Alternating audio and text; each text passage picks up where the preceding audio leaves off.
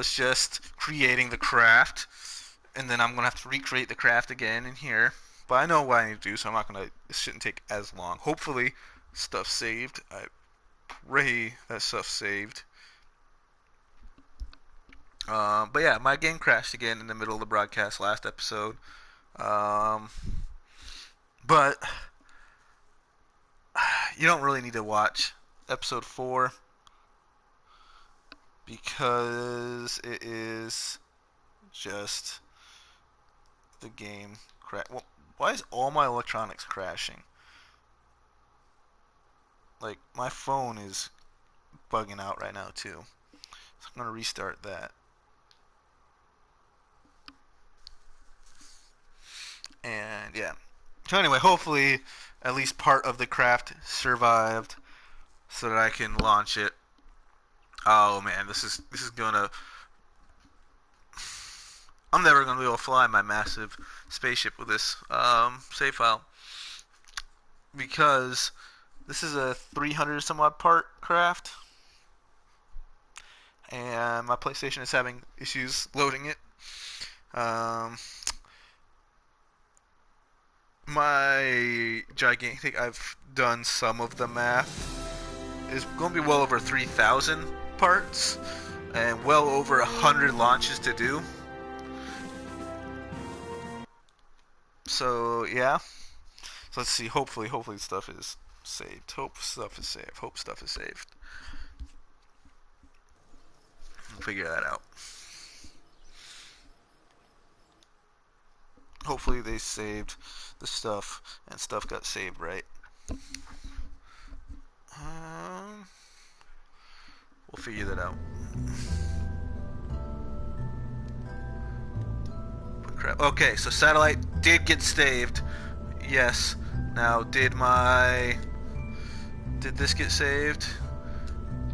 Which, by the way, yes, it did get saved, but I'm going to fix this so that I don't have to keep on adding the engines to it. By function. Engines.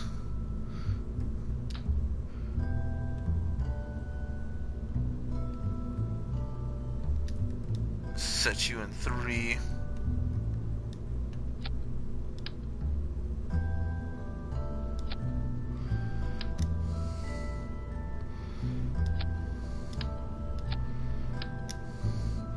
And if you don't know how I'm doing this, where I'm just hovering over the part and getting a new one, I'm pressing square and then X, and that duplicates that part.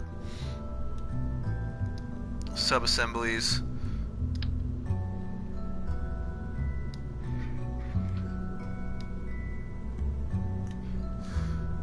Open craft. Don't save. Satellites. Okay, whew. Alright, yeah, this is already loading a lot faster. The game was just playing for too long with too large of crafts too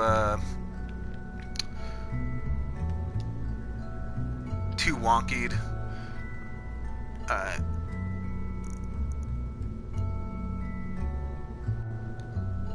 Alright.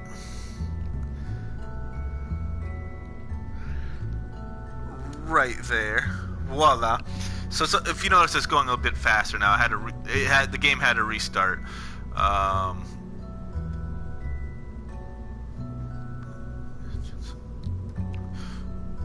Structural. Take you, like I did before, from right here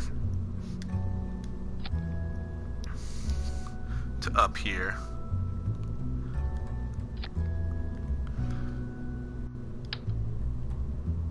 And then down here to up here. And then, you know, I could have done that a little bit better still.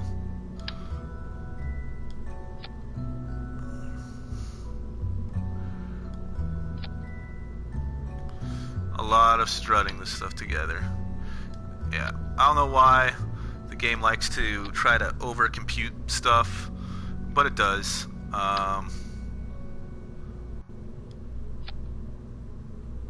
It really does.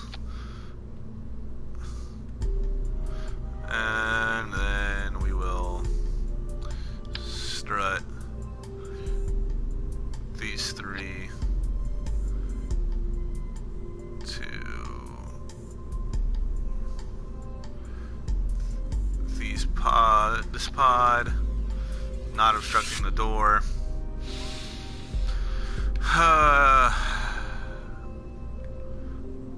Action groups again.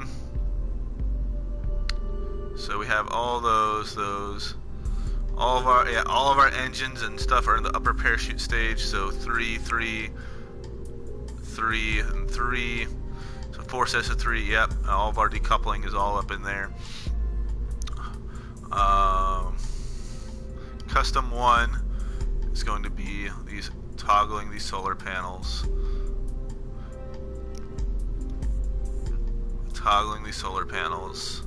So yeah, if you basically want to just watch me fail at building a craft, watch episode 4.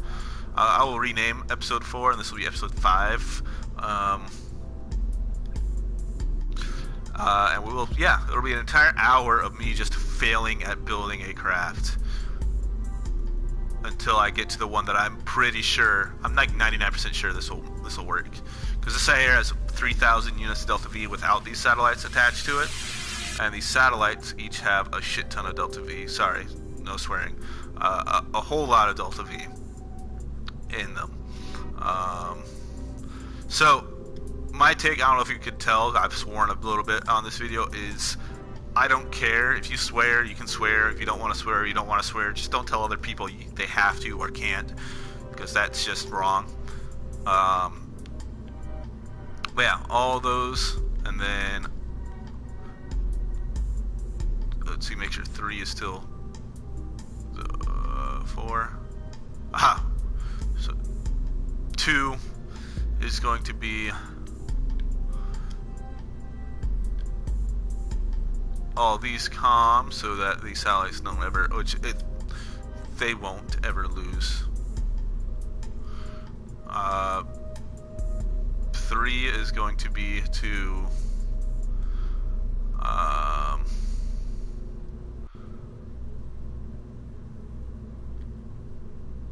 I didn't put docking nodes on there. So 3 is going to be on here. To undock, you don't want to decouple, you want to undock, because they're docked, they're not coupled. So undock nodes on action group 3. 1 and 2 are your solar panels and communications here. 3 is there, and then 4 is going to be these solar panels. And yeah, so this is going to be the craft. Again, let's get rid of our crew members so we can actually recover the crew members with another pilot and another scientist.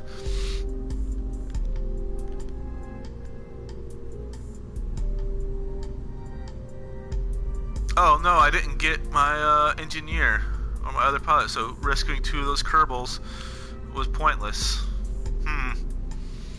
Yeah, the game glitched out and screwed me over on that. So I could have just rescued all 4 last episode and not had to worry about it. Or 2 episodes ago now. Anyway, let's save this craft and let's launch it out.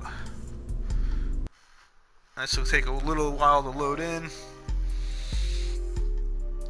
I turned my phone off because it needed to reset. I don't turn my phone off. My phone doesn't normally turn off unless it dies. So that might be an issue why my phone is messed up. But yeah. That and it's SC. I ordered a SC2 and a regular 11, but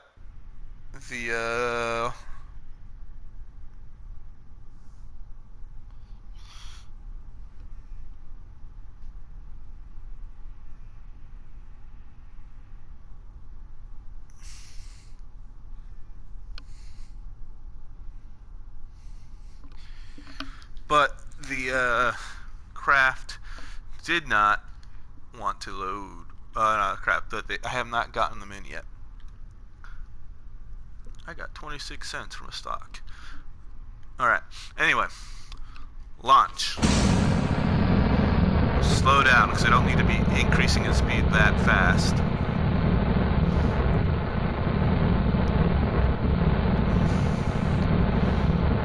Let's get to about 100 meters. We will our gravity turn.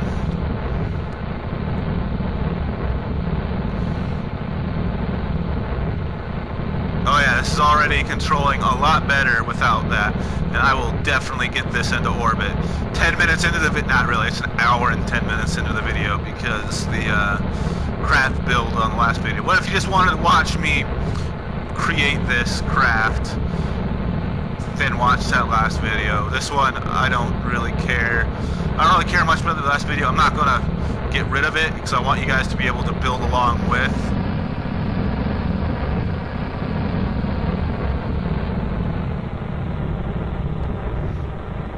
Okay, we're about to get rid of our first stage.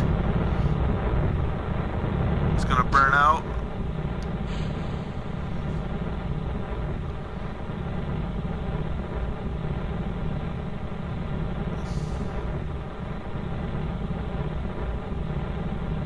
Yeah.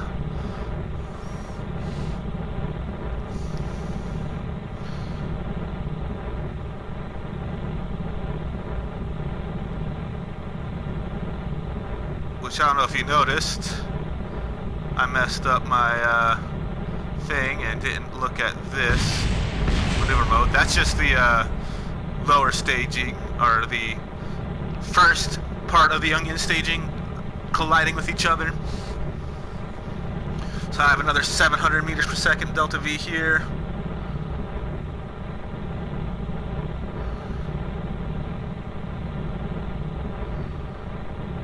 Alright, it did disappear, okay.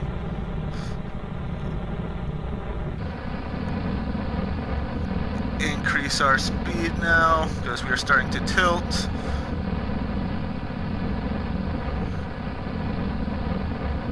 And try to get this to go over, which is not. Which means one thing. Oh, let's. I forget.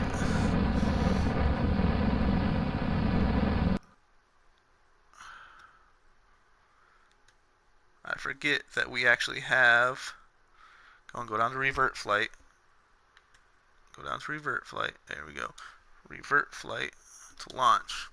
I do have SAS on here, or RCS on here, which will help out in preventing the craft from tipping too much. I forget that I have that because I didn't put any ports on, but this command module has RCS inside of it. So, yeah.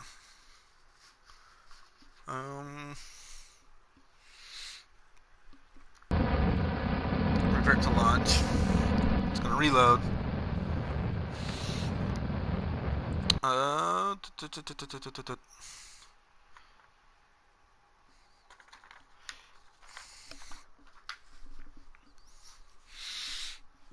We'll figure stuff out.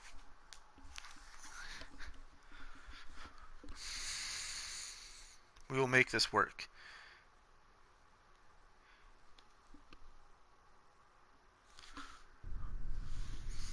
I might have to go, instead of an onion staging, to a asparagus staging.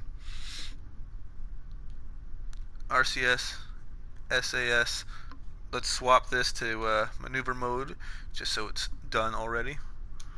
And then we will lower down to 3/4 and launch. Alright, so we're gonna attempt to keep it a bit more stable and go a bit faster before we start our gravity turn, and a lot higher. Well, we are really increasing speed fast, and I don't want to increase speed too fast because I want to be able to not be going super fast in the lower atmosphere, which just has a ridiculously large TWR. There we go. That's better. So once we get to a higher point in the atmosphere, we'll speed these things up again. Damn. Sorry. I should put an age group filter on here and get it above 18, just because I do swear a lot. being a mechanic, that's something that happens, is you just swear a lot. Yeah. So let's wait till we're a little bit higher to start our gravity turn. Probably around 4,000 meters.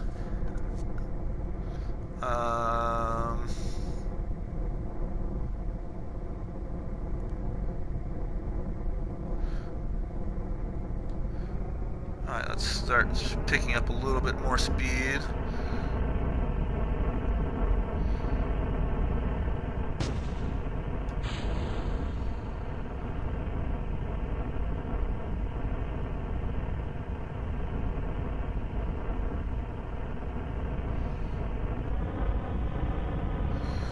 Now that we're higher up, we'll start our gravity turn because we're above 4,000 meters.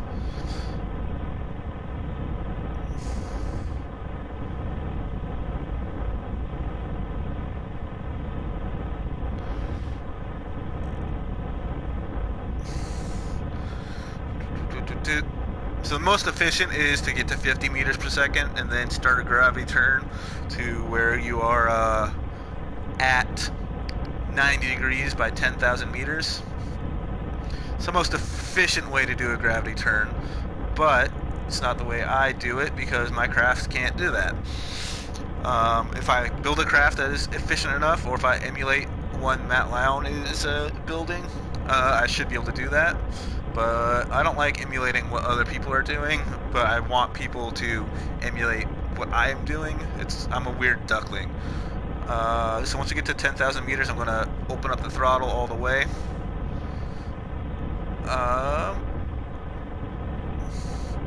So now we're at 10,000 meters. The throttle is all the way opened up now.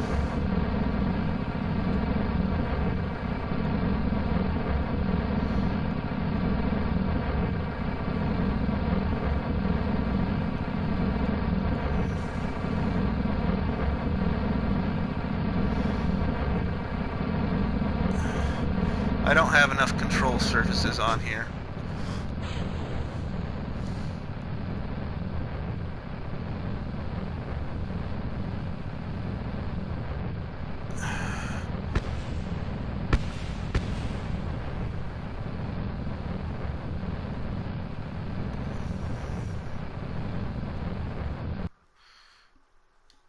Vehicle assembly. Alright, so we're still failing at this craft, but I will get this craft into orbit by adding more control surfaces and control points. So, how I'm going to do that is adding a lot of RCS to it. So RCS is more powerful than the SAS is, and yeah. So let's go ahead and command and control. This is a 4-in-1. It's not as efficient as the singles, but it goes in 4 different directions. So we'll do this. Set you to 8. Set you to 8. Set you to 8.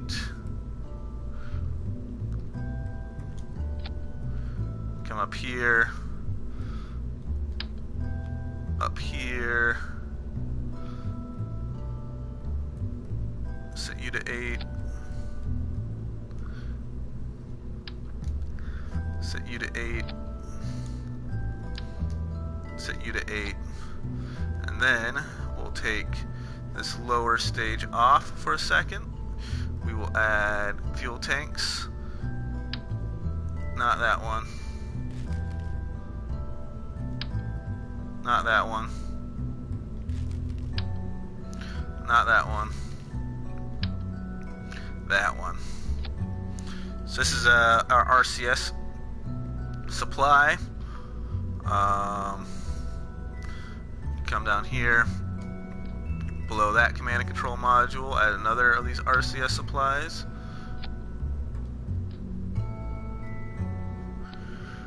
And yeah, that should be enough. Hopefully. So we'll save this craft again with all the RCS, and we will make sure Valentina's the only Kerbal inside the command pod. She's going to be rescuing 2 others, and we'll launch.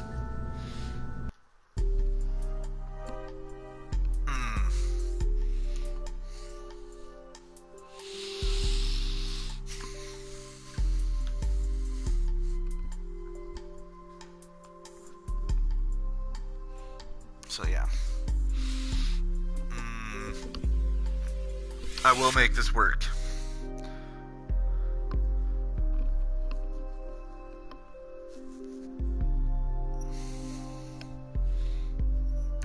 I should have plenty of RCS fuel monopropellant for this. We will find out.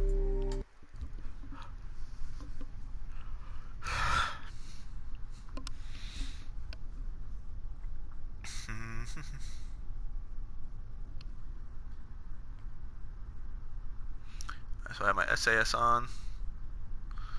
I have my RCS on.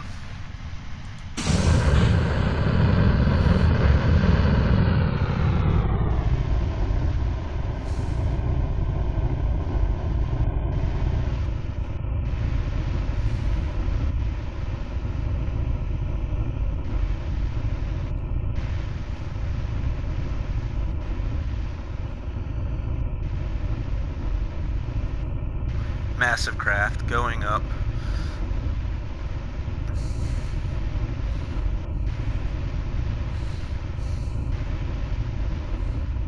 A lot of control points. So that hissing you're hearing is the RCS monopropellant, you know, trying to keep this thing on a relatively stable ascent profile. Moving the pitch and yaw and everything like that. Maneuver mode. Alright, once we get to where I want.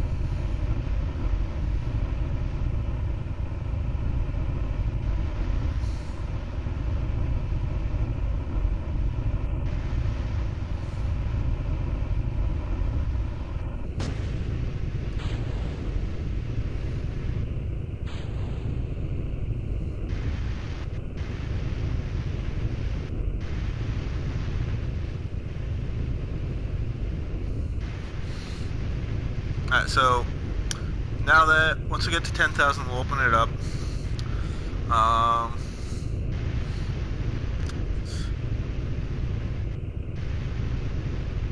And right now the RCS is working rather decently to try to keep it straight up, which is good.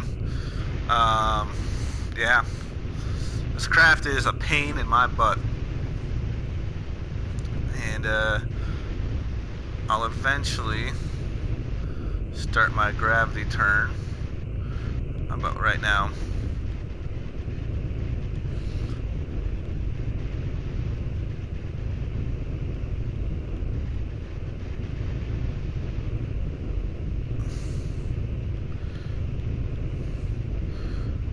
So once we get to 10,000, let's get right there actually. Now we're at this midline, I'll open it up. Not necessarily just 10,000.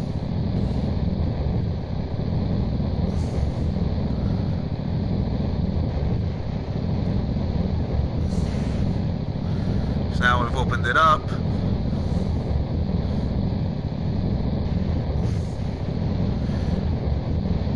And if this fails, I'll just do a extremely inefficient ascent.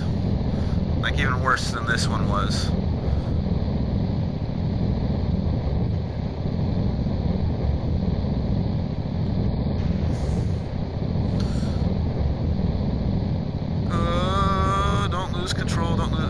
Don't lose control. I've lost control.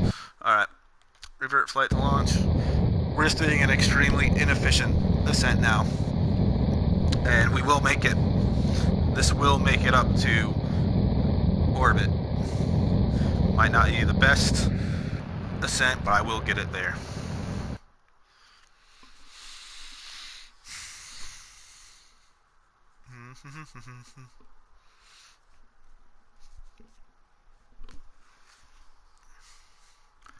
This craft will make it. It's a pain to get it, but I will make it.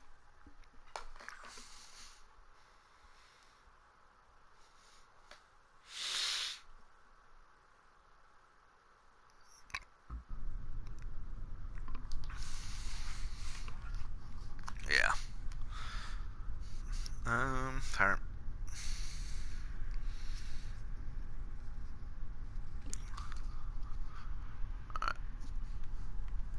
SAS is on. Give me my fuels. Let me see my orbital map. RCS is on. And we'll launch. Like I said, we're going to do an extremely inefficient ascent profile this time. Like, ridiculously inefficient.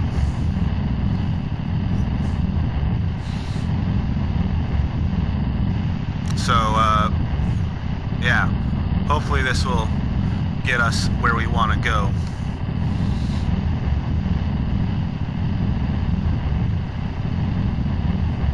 Like, I'm going straight up.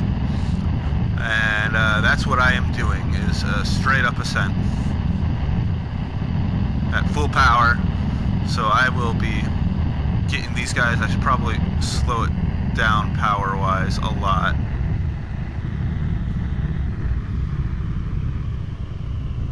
So we don't have all of that right there.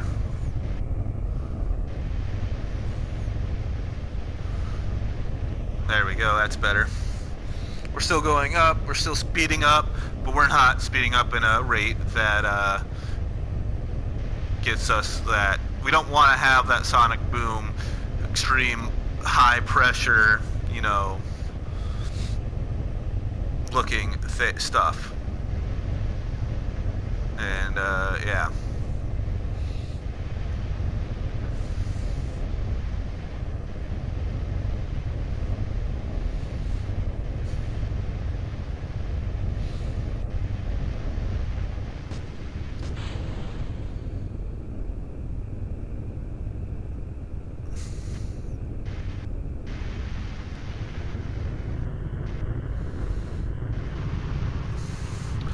Slightly faster, more throttle. Oh man. So we're doing an extremely inefficient ascent profile, but it should work. Like, we're not doing a gravity turn at all with this ascent profile. They're just, you know, increasing in height. Once I get to 10,000 meters, I'll open up the throttles, and hopefully that will be good. So you notice my RCS isn't moving right now. It's because we have a decently stable orbit, because I'm not trying to move the craft at all. Or no, not orbit, path.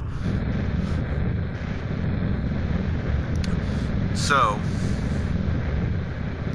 all my monopropellant is keeping it relatively steady in heading up. This is not anywhere near the most efficient path you should ever try to take. However, it works.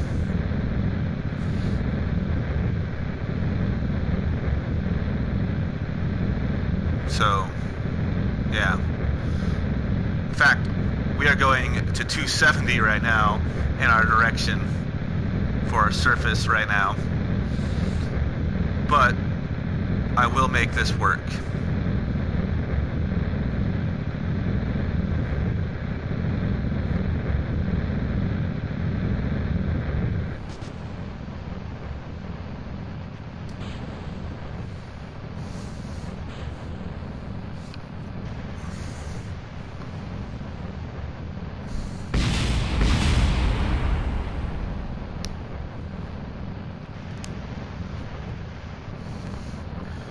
We are making this work.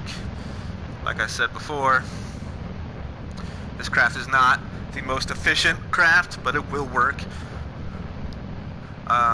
Could I have made it more efficient? Yeah. Could I probably gotten rid of one of these upper fuel tanks and made it more stable? Yeah. But I wanted this massive craft because I wanted to be able to ensure and force it into orbit if I needed to.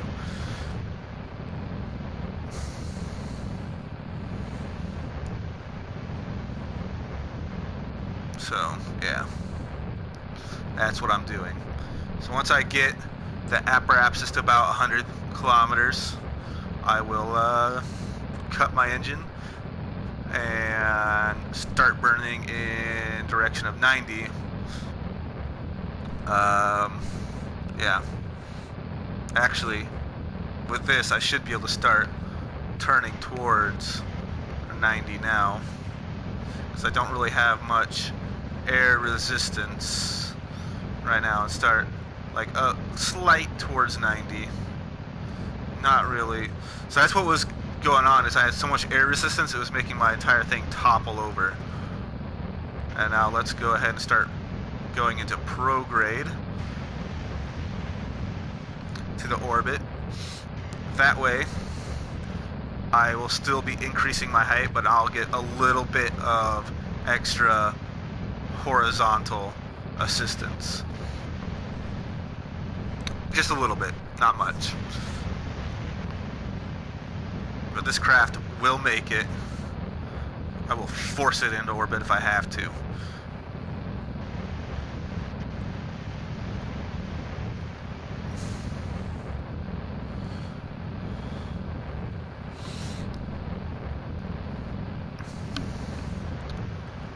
Yeah, this craft will make it.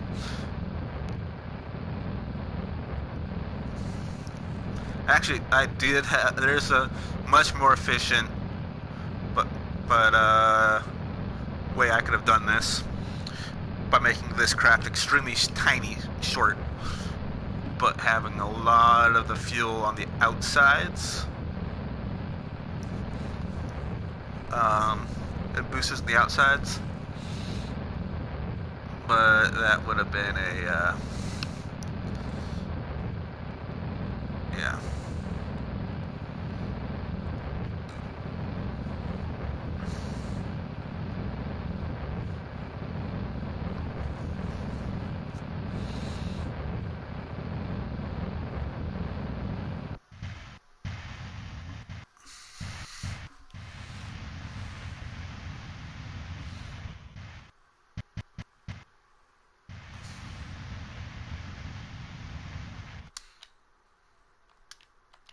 Let's turn RCS off because I don't want to hear that right now.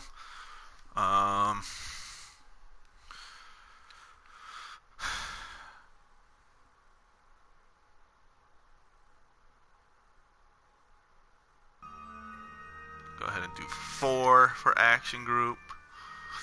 Get all my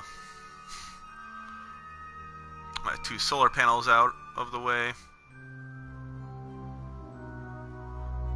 And that 1 solar panel is clipping in, so I'm going to retract that solar panel.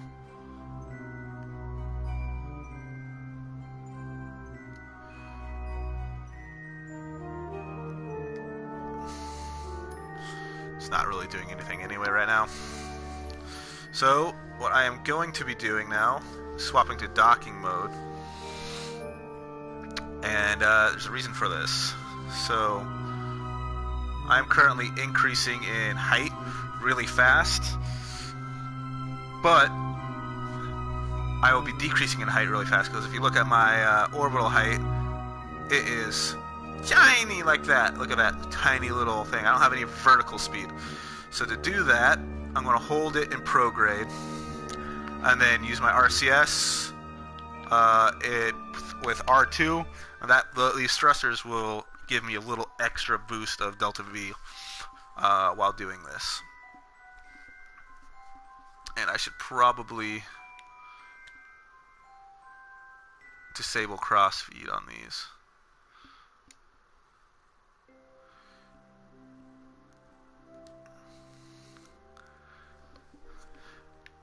Which is going to drop my delta V in this upper stage because I have a crossfeed enabled right now. I forgot to disable it in there. And I just don't want these crafts to run out of fuel.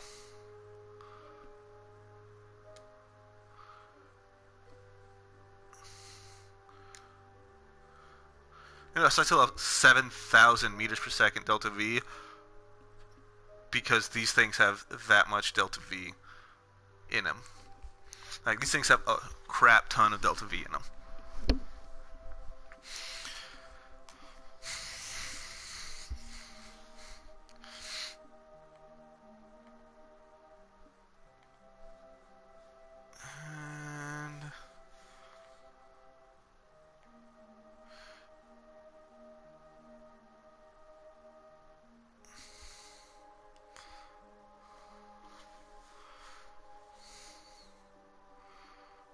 Alright, so this will get me to roughly 1500 meters per second.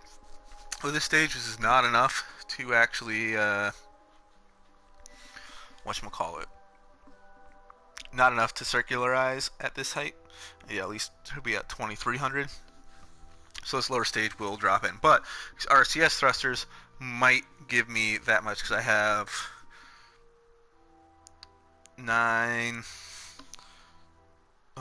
3, 6 times 8 is what?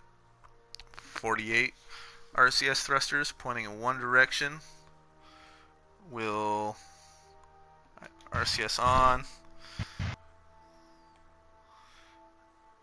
and then we will go ahead and stability assistance instead of that, and then we will go ahead and, because we are right at our apoapsis, exceed that way, and now exceed that way.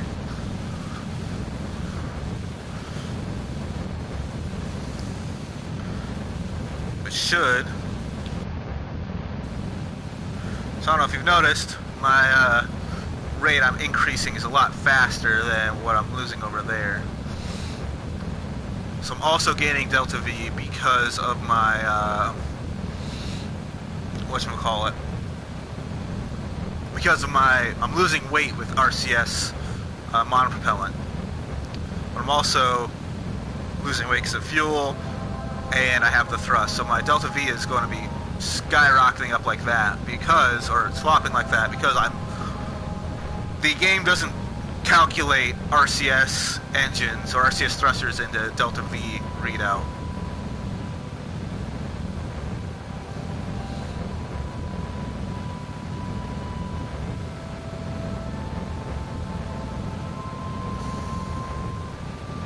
So I said what? 1500 is what I would get to with just the engine.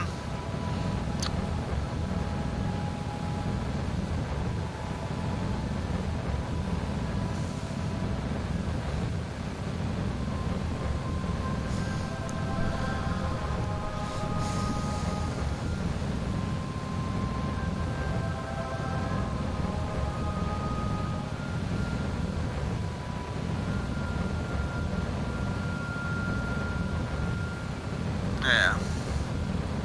It's going to be to 1600 with this stage.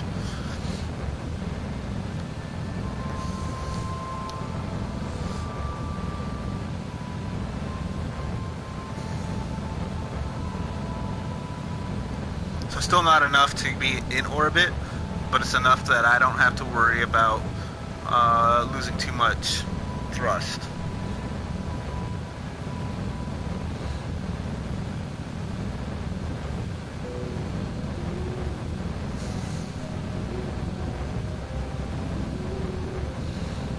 For here.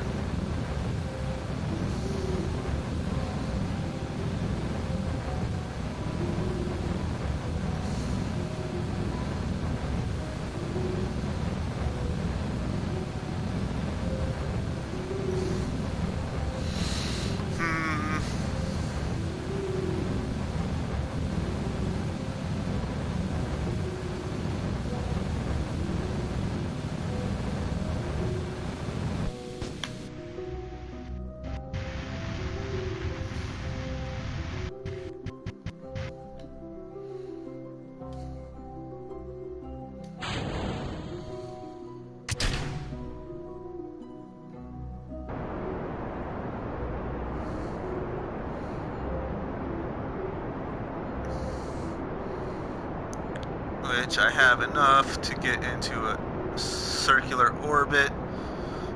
Should have enough. Let me retract this solar panel. That way if we do end up start re-entering atmosphere, it will be not for long and I don't destroy the solar panel.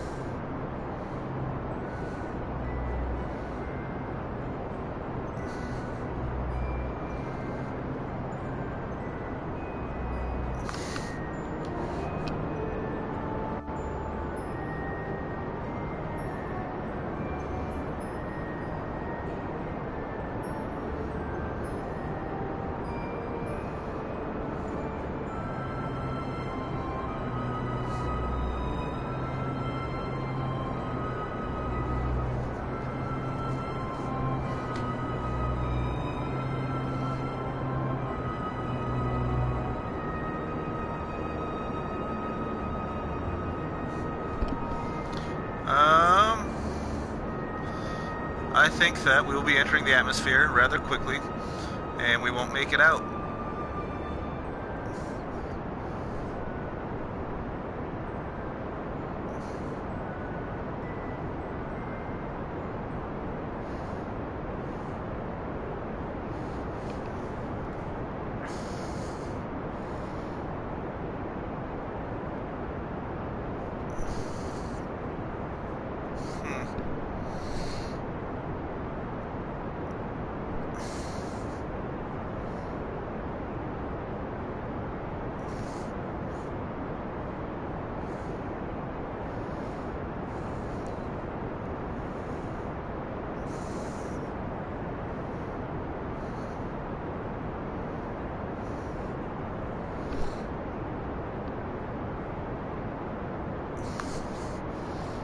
Please don't let this be another hour-long video of me failing to fly a craft into orbit. I won't be done, but... oh, man.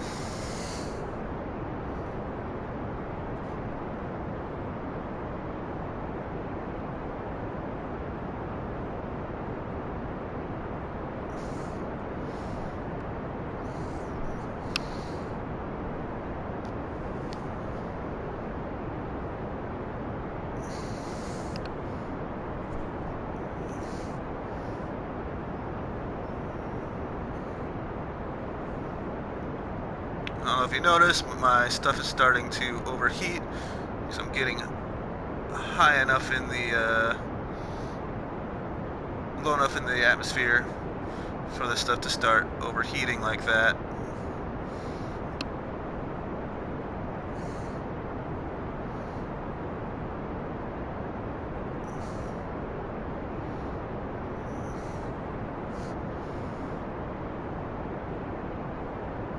And if these satellites start exploding,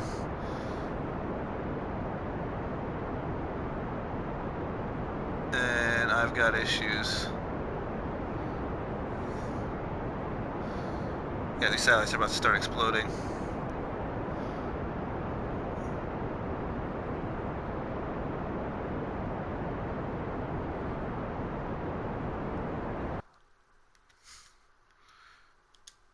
Not load save. Revert flight to vehicle assembly. Here we go again! It was not making it into orbit. So what I'm going to do is my next method of getting this. Same payload, just changing the way the stuff is loaded out. So these fuel tanks are going to go bye-bye. Add more asparagus staging to the lower stages. And this thing should have the control capabilities to get there. So this is a lot of trial and error with this.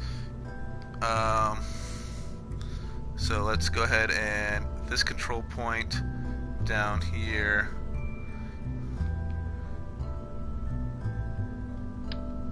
This all gone.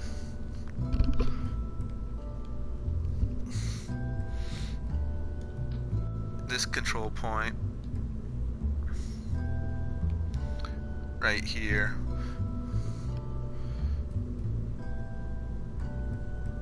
We still have about the same amount of delta V with just this. And this should be a lot easier to control. You know, I'm just going to launch this. Should be a lot easier to control. Same amount of delta V about. Oh my god, did I have this craft way too much fuel and whatnot?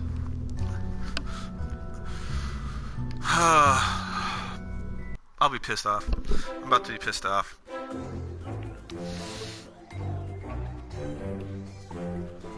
So, should be a lot easier to control. And, oh my...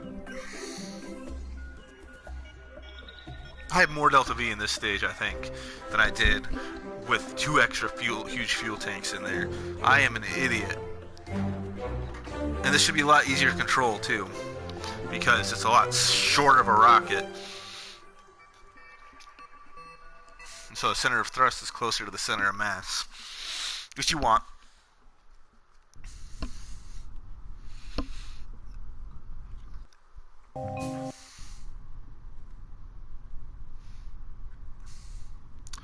I will make this work. This craft will work. So we dropped like 80 meters in height because of those 2 tanks.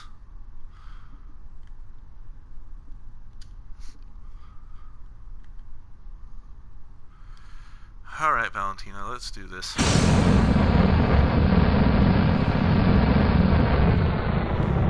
Still don't want to be accelerating that fast.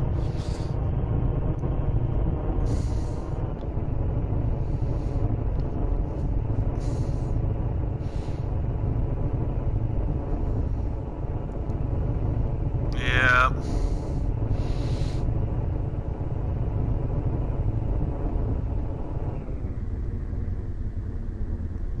Quarter throttle, because I'm still accelerating rather quickly in the lower stages.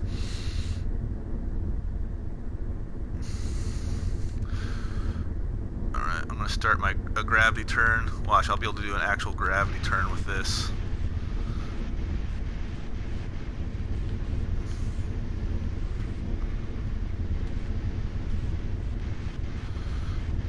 Short low rock. Sometimes more isn't better, guys. Sometimes. Watch me fail. Watch me fail so you can succeed.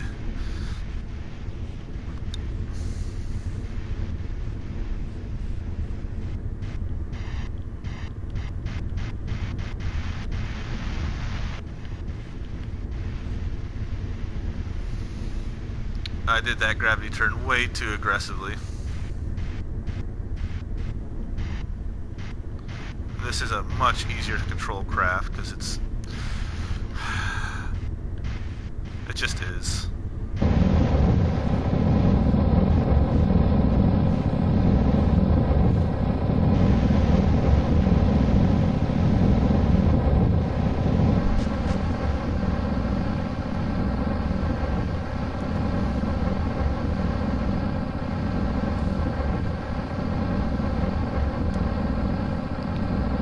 Stage release, come on.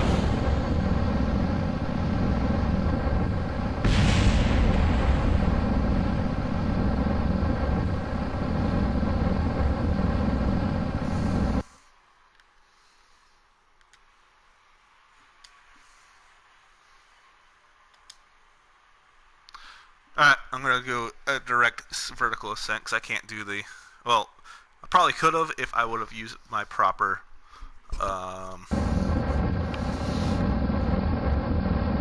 stuff. My proper vector gravity turn, but I'm not even going to try it.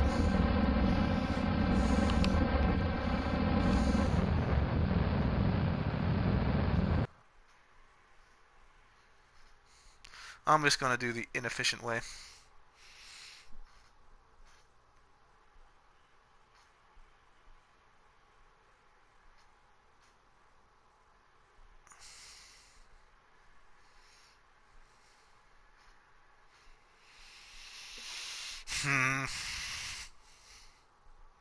Can't tell, I get frustrated playing this game sometimes.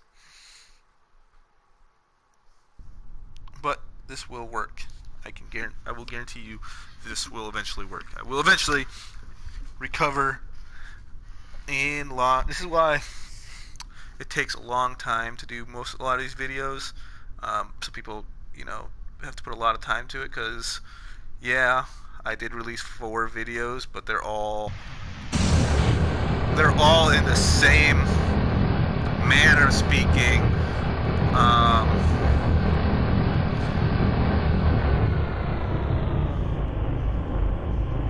They're all basically me messing up a lot, and everyone else, they don't like to show that they mess up, especially in tutorials.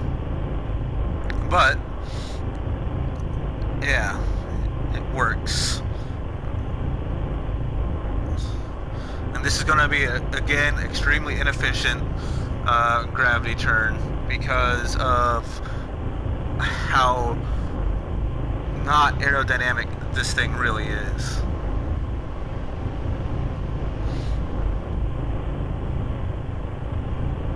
Yeah.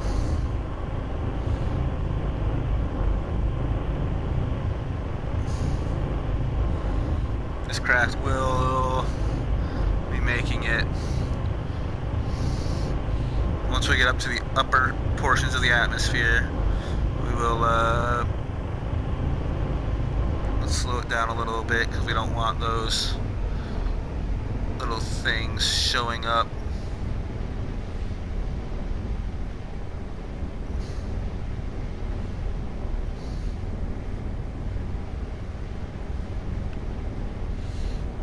Oh, I forgot to put this thing on.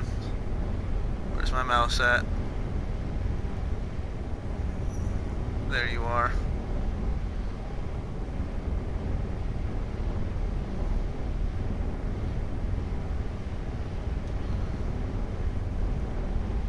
Alright.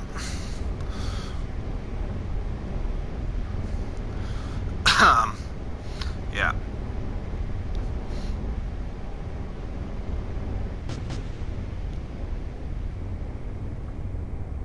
Release.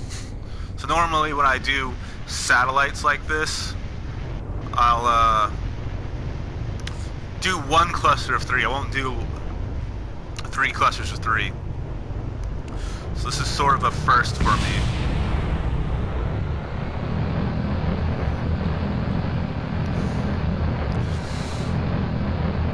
Right here.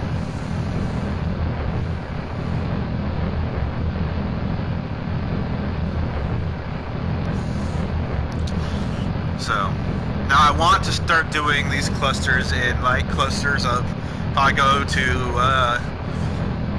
Duna, I'll send 6 satellites. If I do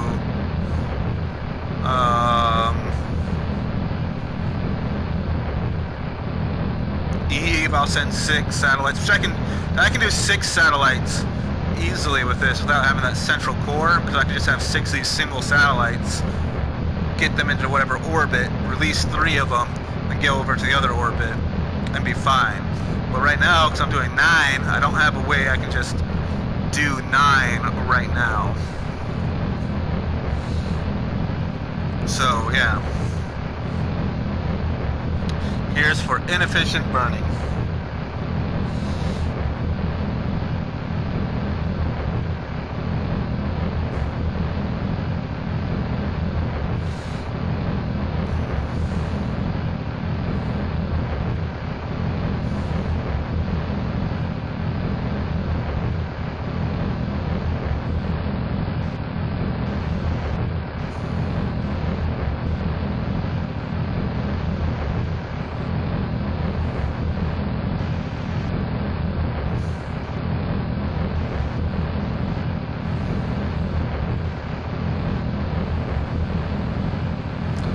I tried to do a gravity turn there and I royally failed at it.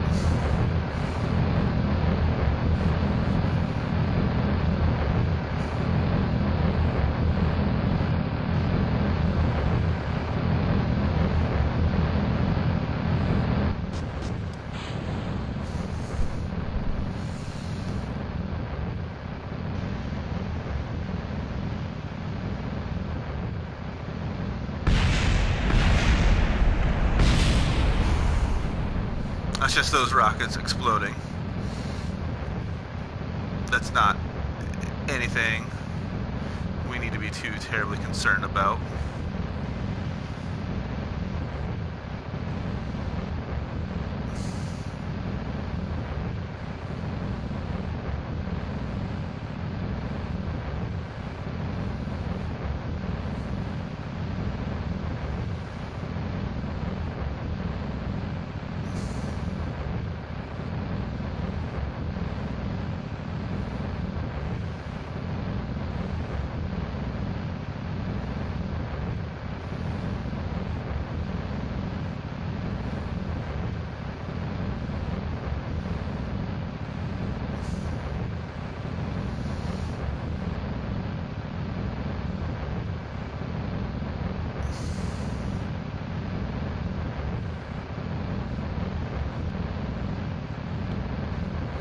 This is the most inefficient way to burn, but I will make it work.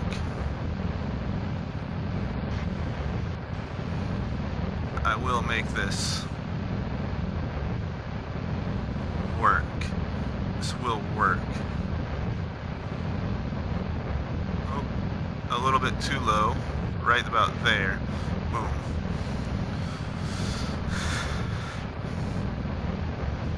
So now what I'm doing is, even though I'm still increasing in height, my apparatus height, actually right there is fine, because I'm also increasing in vertical speed now, because I have my apparatus height about where I want it.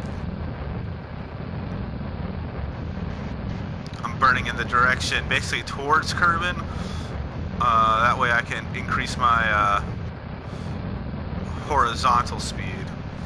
I don't want that apparatus to get below 100,000 kilometers, 100,000 meters, because if I do have it below that, then I might not have enough time to finish the burn in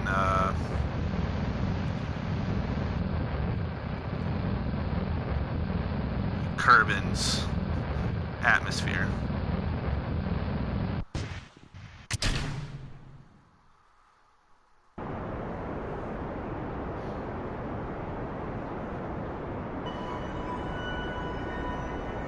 Which we now have that.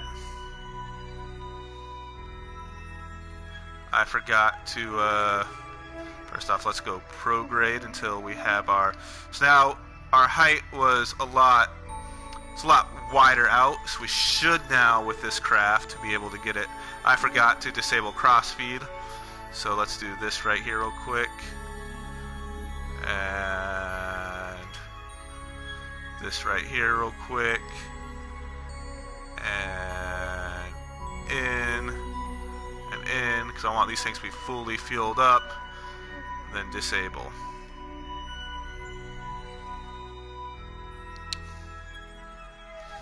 And then in, and in, and then disable.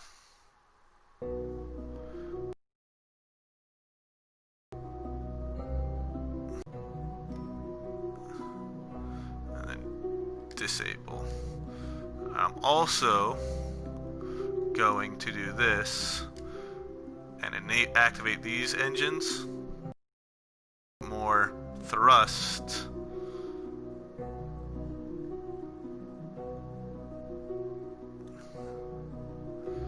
on here to get it to orbit. I should be able to do. Actually, I shouldn't need to. Shut down. And shut down. Because I still have 1,200 meters per second there. Actually, you know, I am going to, because I'm going to want to have more delta V in this stage. Because these guys up there have ridiculously high amounts of delta V. Activate those engines. Alright, so now I have 1700 meters per second of delta V there.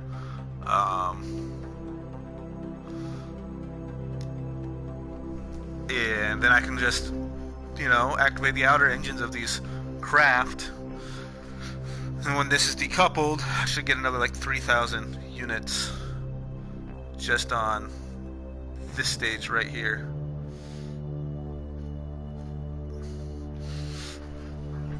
Alright.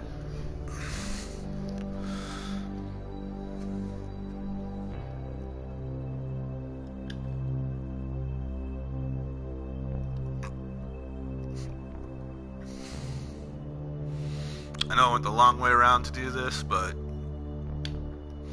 it's what I do.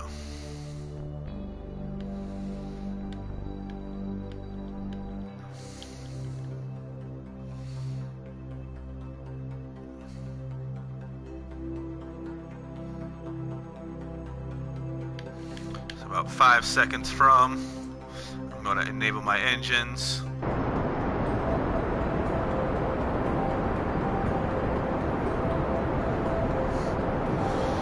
This should get me to a point.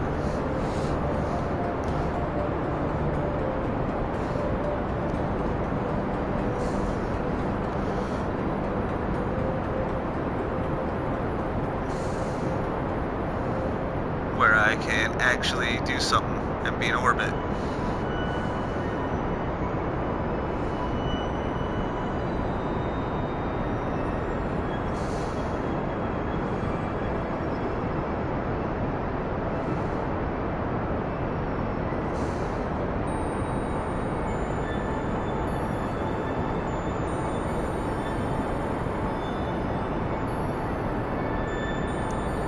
Stability assist, get you up further like that.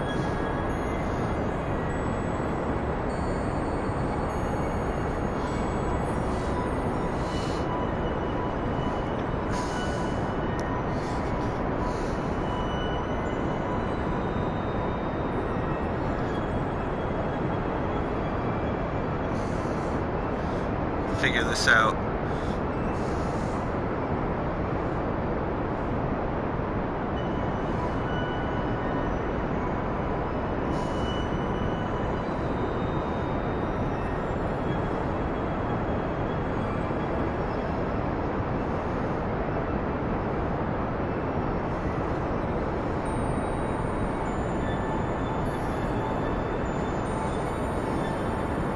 We'll make this.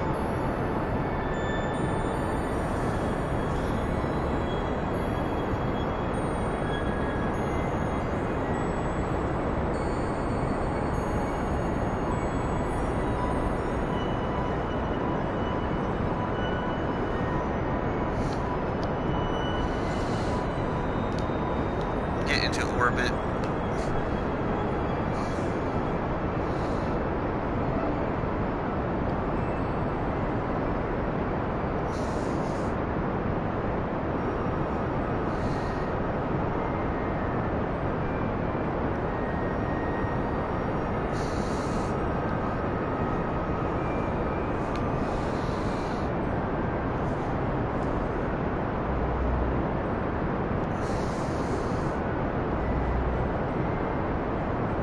Could have used a maneuver node and planted to a circular orbit and done it that way, but I am an idiot that doesn't do that. Oh man.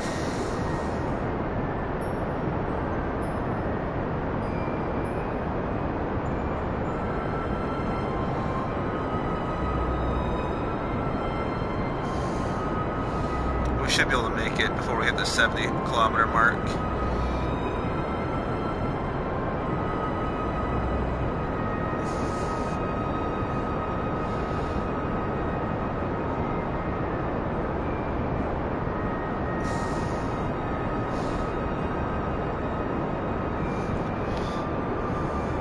Yeah, we made it.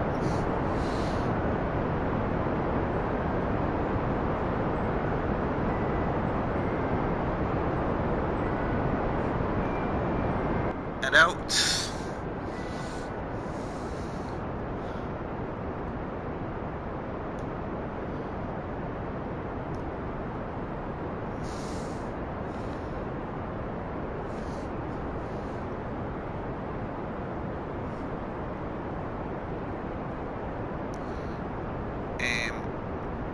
retrograde.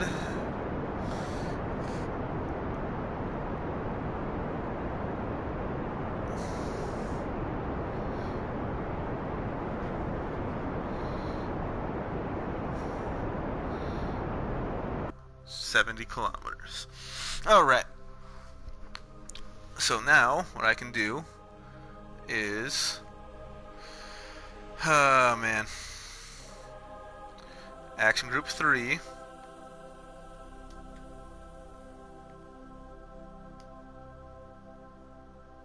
Oh, it is decouple. It's not undock.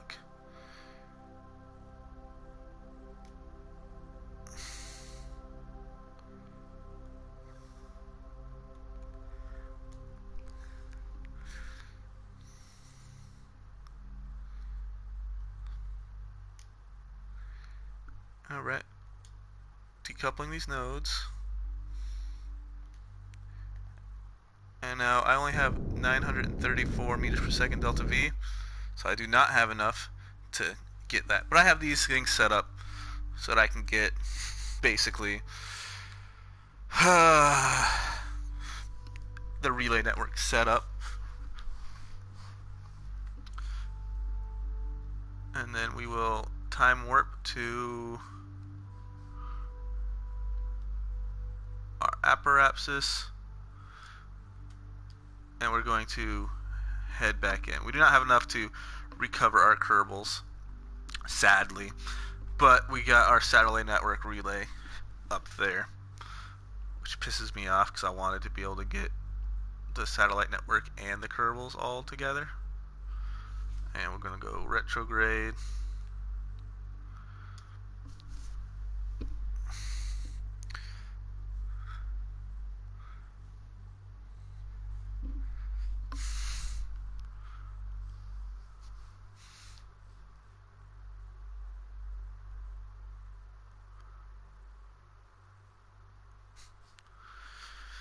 Oh, man.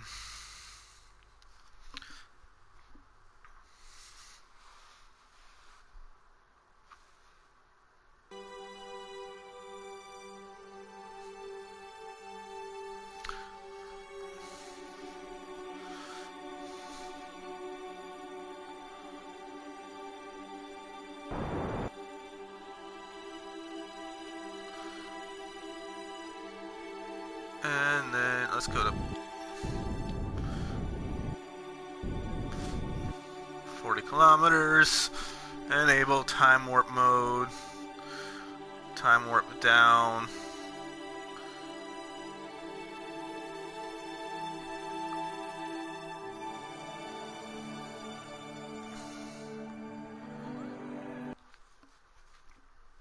Retrograde.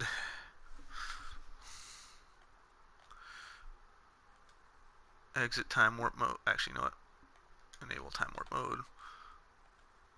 Head down till we have a decent periapsis, or at right around 40 kilometers.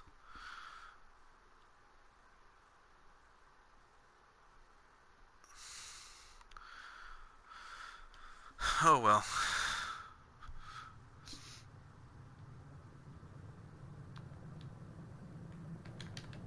And go ahead and let's start burning.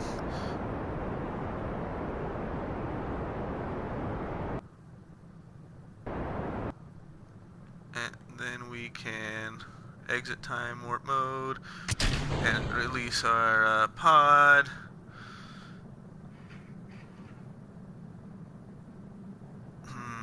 So upset I didn't have enough Delta V for that.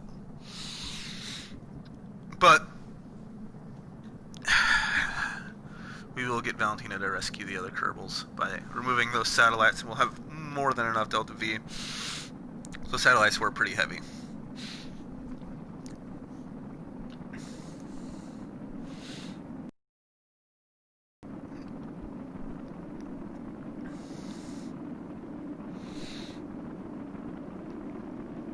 And those satellites have more than enough Delta V to get to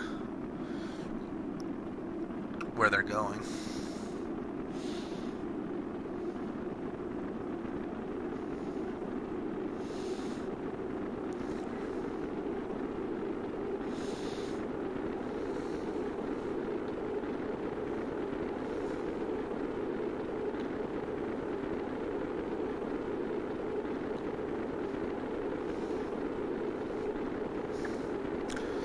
Oh well.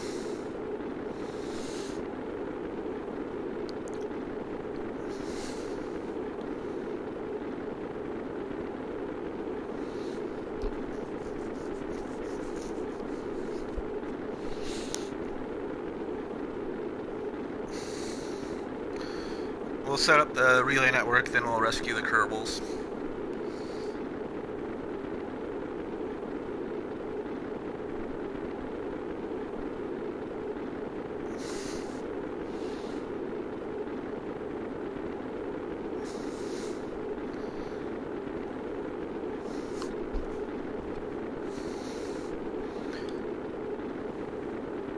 Man, setting just this as a payload up there.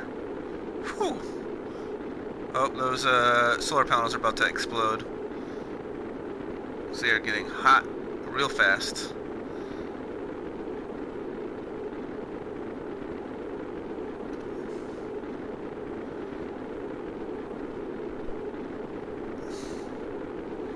Oh, no, they're not, I guess. They are cooling back down now because they're slowing down enough.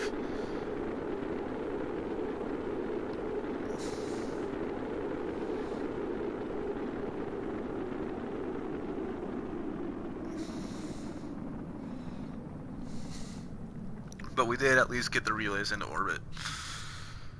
Oh, man. I thought I had more Delta V and more TWR for that. Drogue shoots out.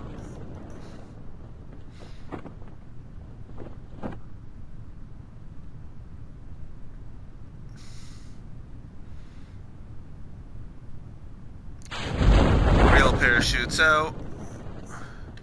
Turn RCS off, turn SAS off, and let it just do what it does. Da, da, da.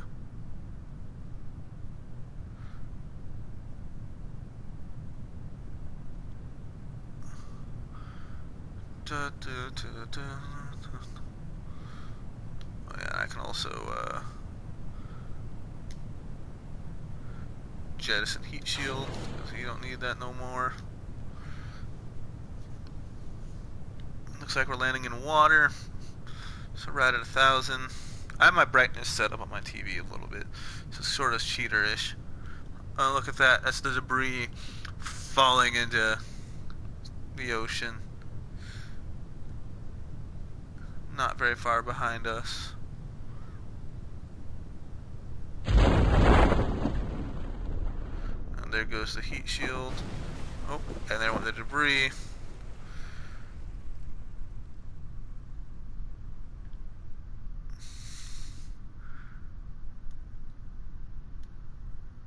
Do I need these 4 big parachutes? I don't think so.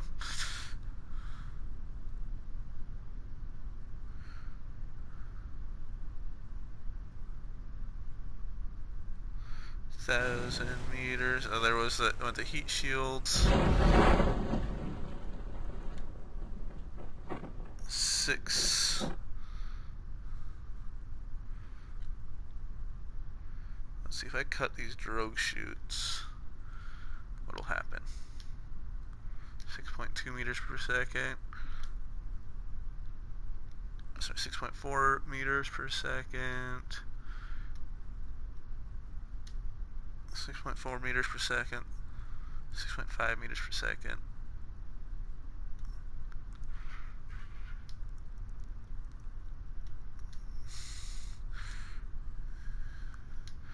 .4 to 6.5 meters per second.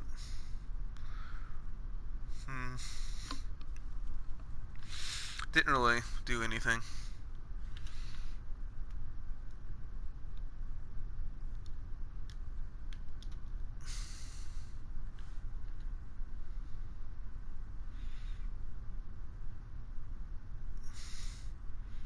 See, then this is what made me explode before on the computer.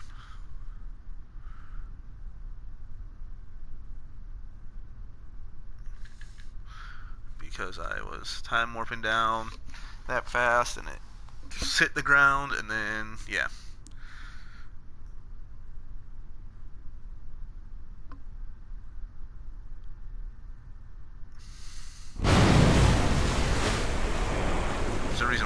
really like time warping that much.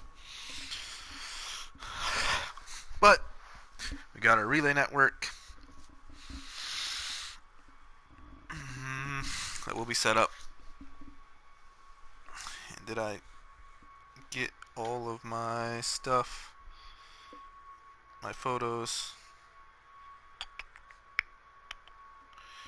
Alright, I've got a Mon, Kerbin, and Minmis. What does that sound? Someone's vacuuming. That being said, I need a vacuum and clean up. Especially since I start work on Tuesday. Since I didn't gain any money from that, we're going to go here, go to the tracking station.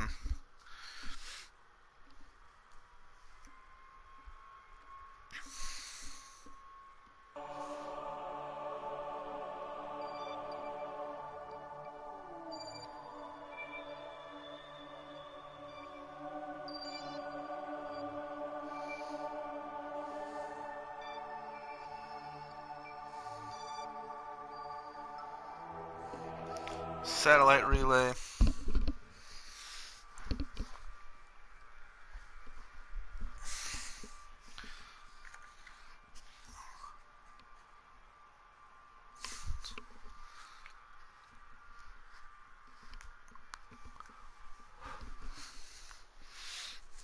So I'm going to fly it, rename it to Kerbin Relay.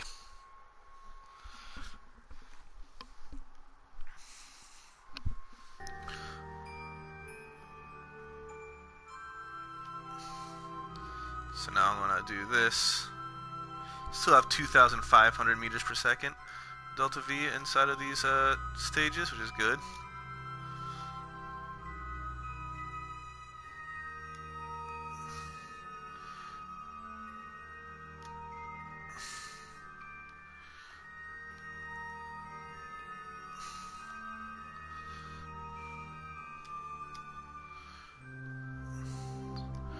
Alright, let's do this then. You want to be a little pain like that? I can do that.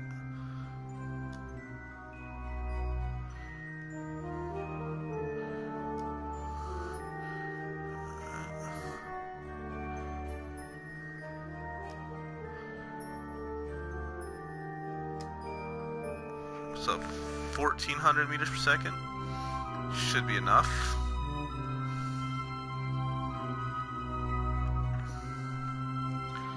Come here to this vessel right here. Rename vessel to the Kerbin vessel.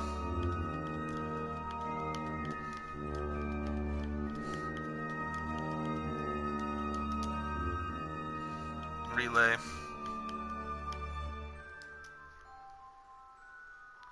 Satellite.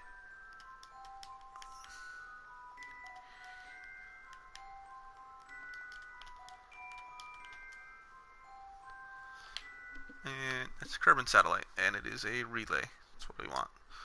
Alright, and then we will do this. We have our solar panels. We can do this and do solar panels, however, comma. These ones right here, well no, actually, I have them set to 3, not to 4. So that should actually work. Retract. Retract.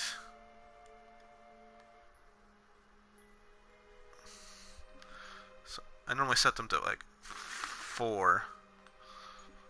So now 1 will extend all these solar panels out.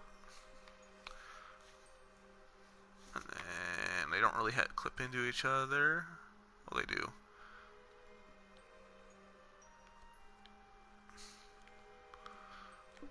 So we can retract that one.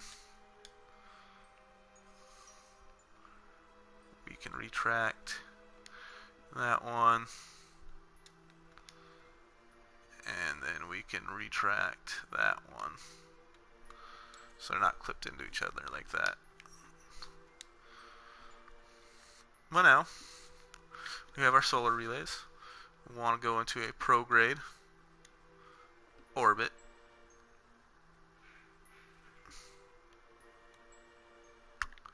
Also want to control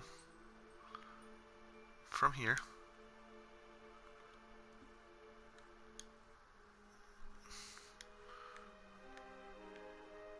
If only I had like a decoupler right there. But I don't. Alright. So now what we're going to want to do is at periapsis. Yeah, add a maneuver there to get us 2 for a Kerbin synchronous orbit, 2,863,334.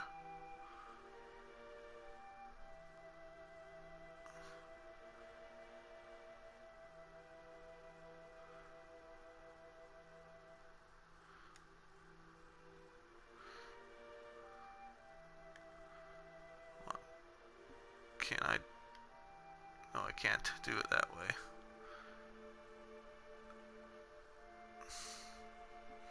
So right around 2,860,000 right there.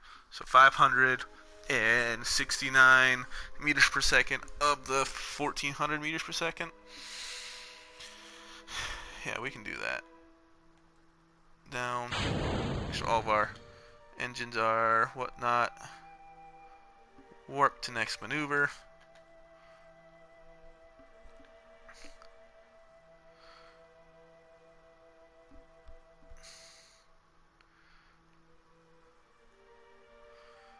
And then 25 seconds, so about 12 seconds before we'll hit prograde. About 12 seconds before.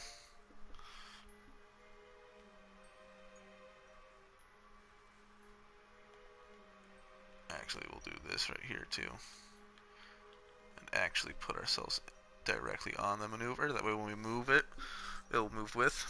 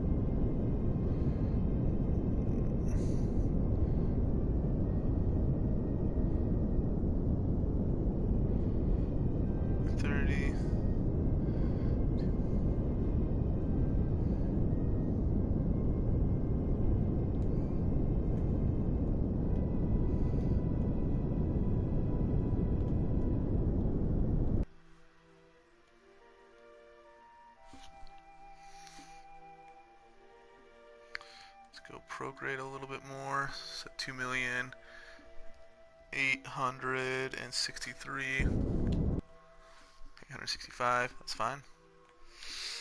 Click OK. And then what we're going to do is come up here, warp there, still run prograde. We're going to want to get our periapsis to 1,222,703.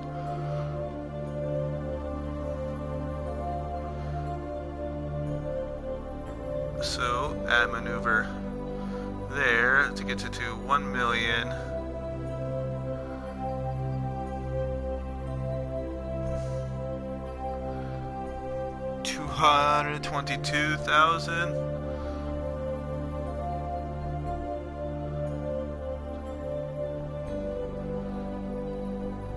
gives us 200 of our 800 units of delta V. Yeah, we can do that. So prograde.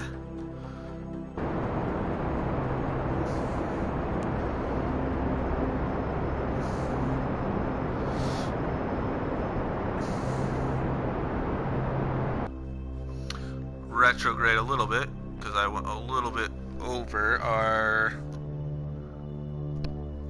whatnot, 222.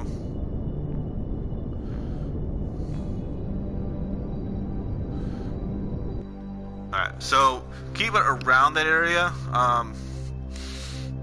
Basically what we're doing is setting up the orbit so that our period, or our separation, will be in exactly a triangle. Now, having that around that area, the 2 million, you don't have to have it exactly right now. Exactly comes later. But what I am going to do is move you there, move you there, and move you there, and move all three of you there. So now what I'm going to do is, this craft right here does not have any delta V in it, so I am going to give it a little bit of fuel. Just a little bit. I've got more than enough fuel in these outer tanks to create this orbit with these engines. Like, I normally use like that much fuel. And let's go in, stop, in, stop. Alright, so now I have 540 meters per second in all these right now, which it says we need 171.22 to get into our whatnot, which is good. But now once we separate, we're going to have a lot more than that. So what I'm going to do now is point retrograde. What I'm going to do is separate from all three. So I do that. Now I had ejection force set to 0. Still have 557 meters per second. We will... What's going on?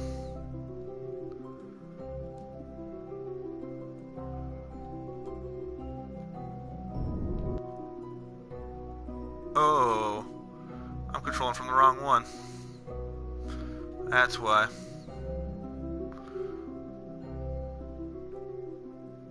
Anyway, control from here. Let's go ahead and move you towards prograde. Let's head this way a little bit right now.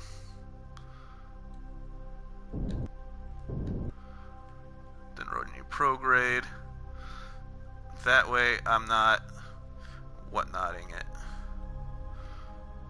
And then I will shoot to try to get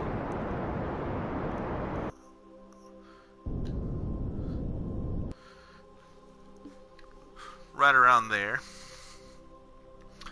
What's going to happen now is, once I get to my periapsis right here, I'm going to burn retrograde a little bit to lower my apoapsis, but we need to lower this right here, thrust limiter, all the way down to, yeah, let's do 0.42 right now. So apparently this guy right here does not have the capability to talk to or hold prograde retrograde. Don't know why, but we will warp to right here, our periapsis, warp there. So you'll notice the main craft is somewhere. Let's get show relays. Where are you? Oh, there it is. It's right there. So let's move you to retrograde. What I'm going to do now is lower the apoapsis to the 2,800,000 that I want it to be at. I'll give it a little bit more thrusting.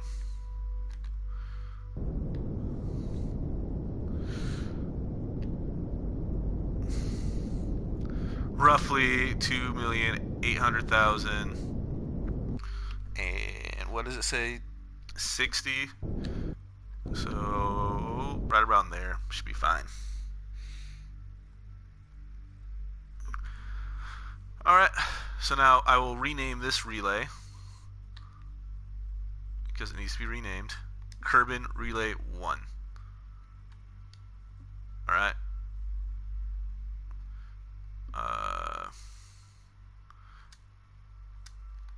Kerbin Satellite Relay 1.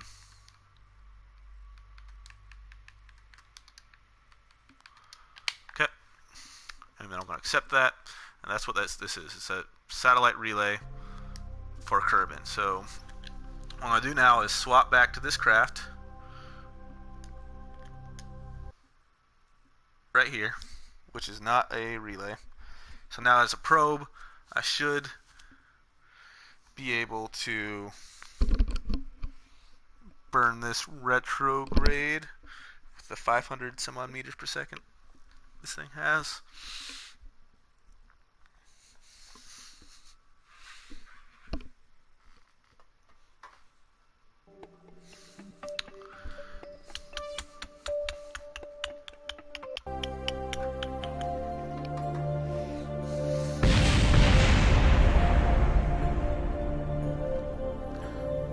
What in the world just happened?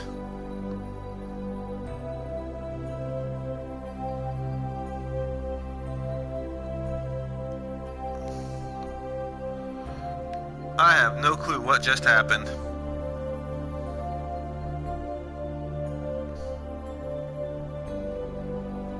I have a relay dish floating away over there.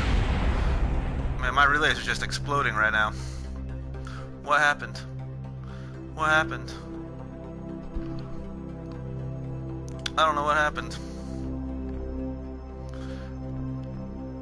Burn retrograde.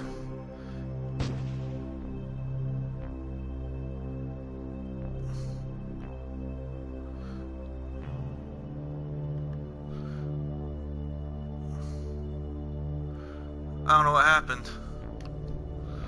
I really don't know what happened there.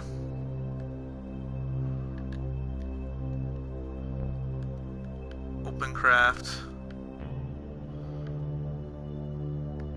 Tracking station. What happened to my fucking... It took so much force to get these relays up here. And now I'm not going to be able to do a relay network. All three right on the same launch. Angering me. The cracking got to me. I should have quick saved. Quick loaded.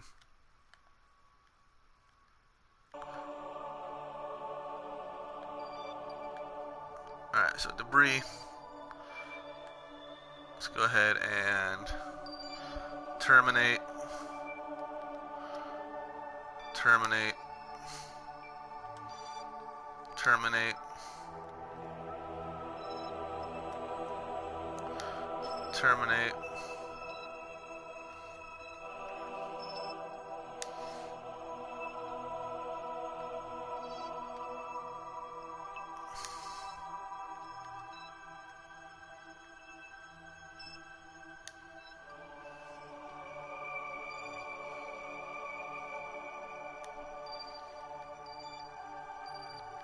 All that debris.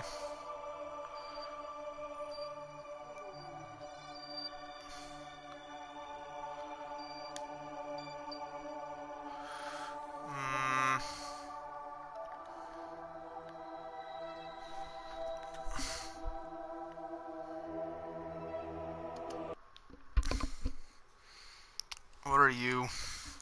I'm going to be pissed off.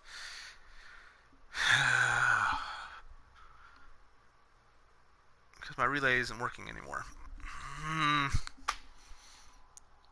What went wrong?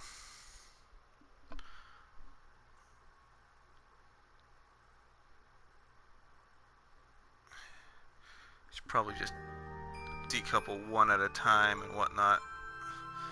I have no clue what just went wrong with this.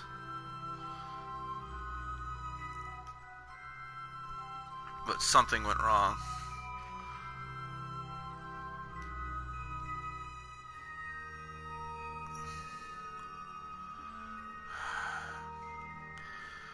Alright, so tracking station, something went wrong. The Kraken got that craft. We'll figure out what's going on. And if worse comes to worse, this can be just another episode that I failed in. Alright. If it is, I'm just going to recover the Kerbals and then create the relays one at a time.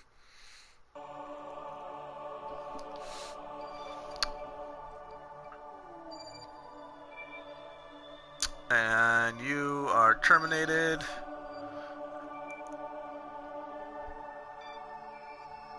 You are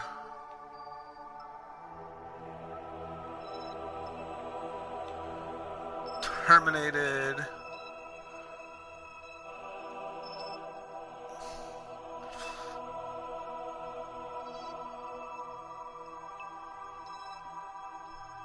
You are terminated.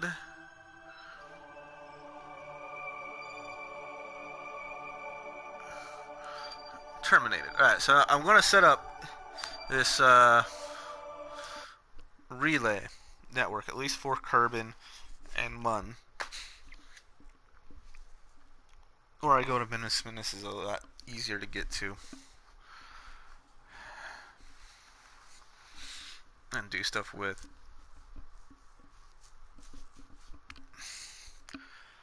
But we'll figure that out.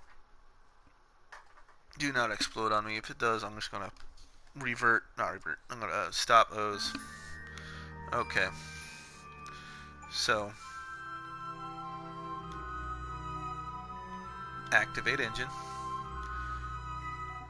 Like, I don't have anything clipped into its stuff, so I have no clue why. Alright, let's get rid of staging so it doesn't mess with me. Control from there. Prograde. Alright, we're gonna burn at periapsis.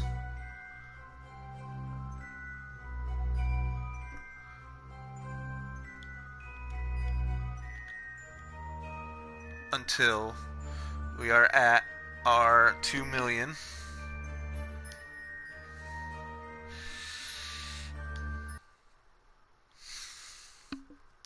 Oh wow, you're actually in the atmosphere a little bit and you're slowing down.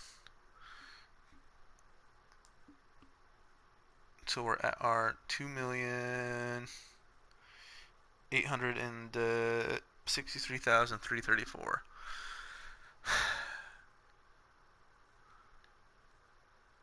This right here says we have 7,000 units of Delta V.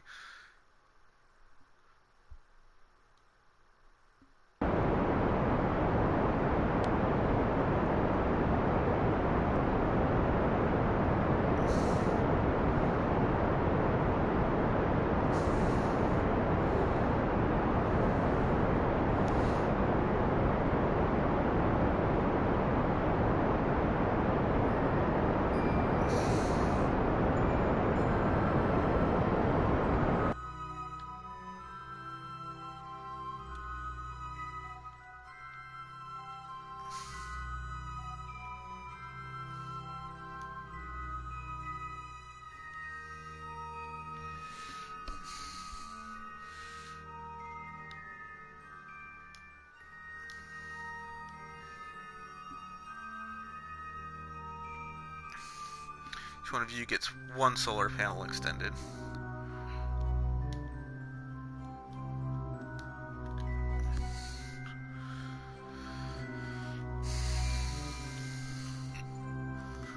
warp there to prograde.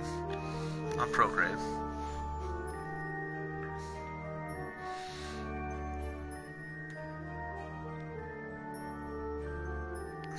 And then setting it to 1,222,703.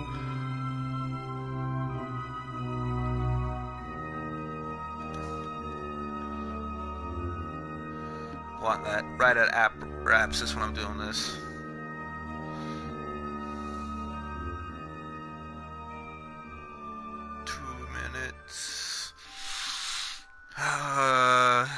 Relay network will be done.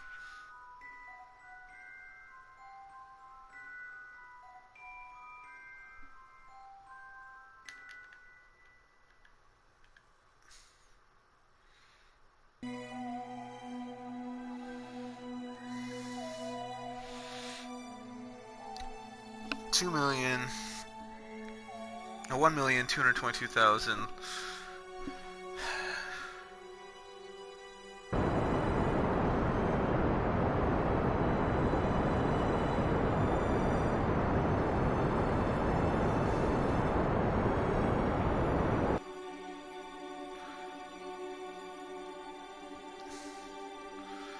Retrograde a little bit.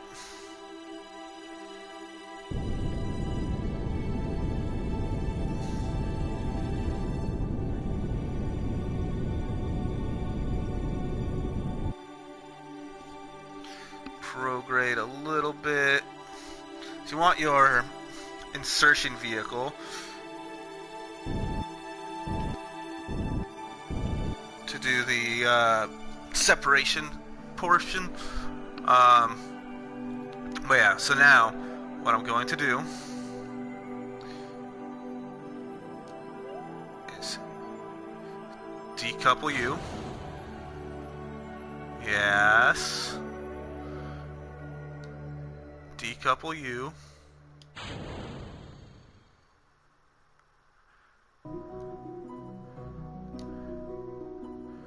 Transfer a little bit of fuel from you to you.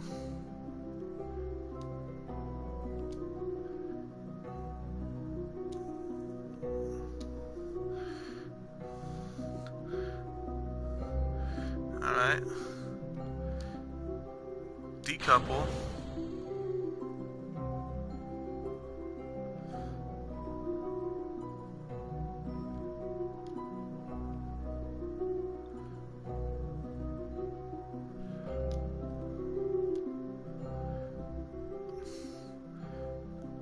Control from here.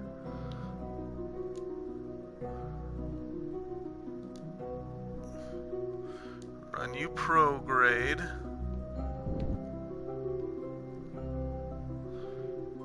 Get you out of there.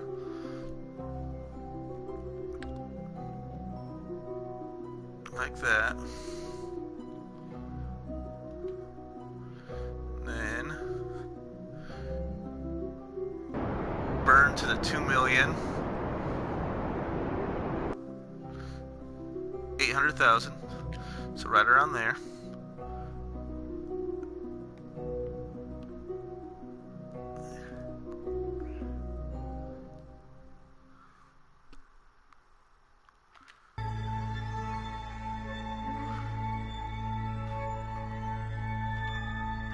Rename you.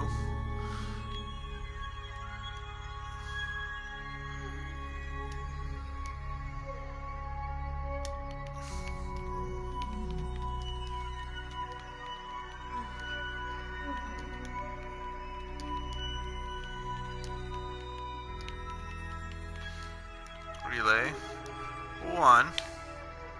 Accept.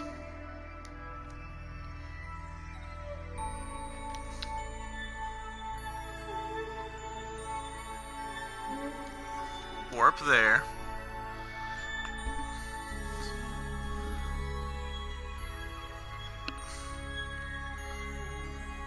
take you retrograde a little bit right there. 2,800,000. That's what I want.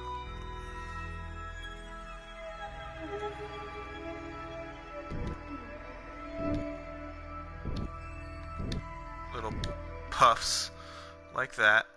2,800,000 right there.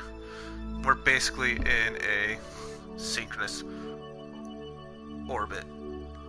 Now let's go here. Switch to the probe.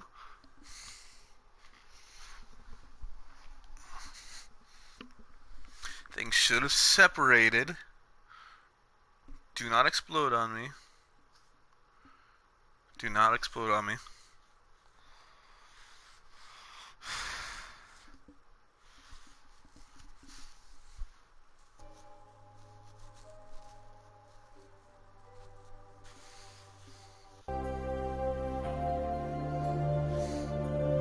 There we go. Now set you retrograde. This is where I want you.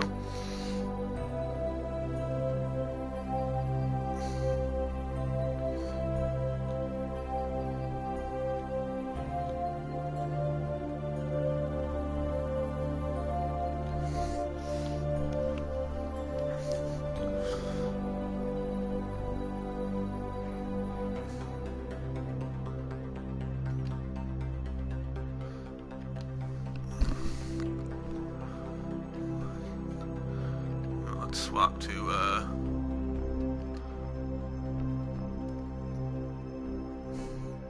tracking station. All right, so yeah, this one is going to be fine. Oh man.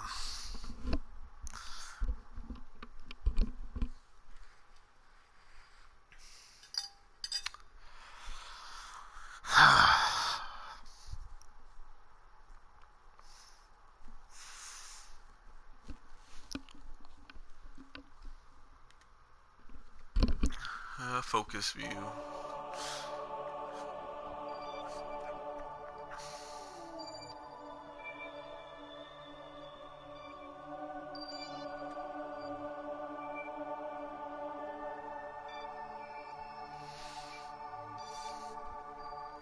We'll go to you and fly you. Rename you the Kerbal Relay 2.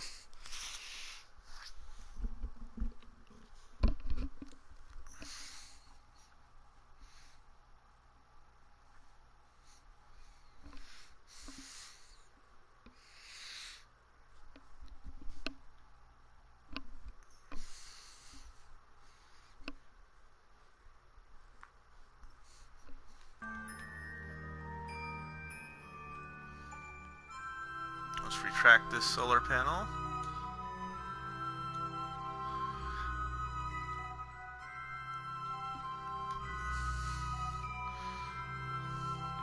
One to get all three of you guys out.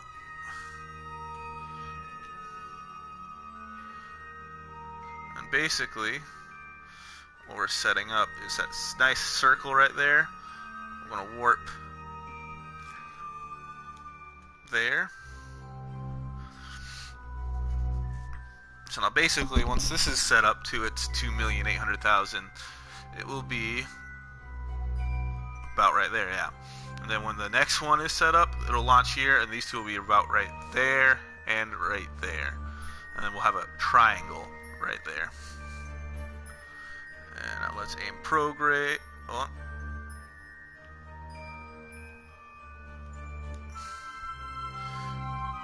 Control from there. And let's go prograde right there. And set this right there. And in 4 minutes. So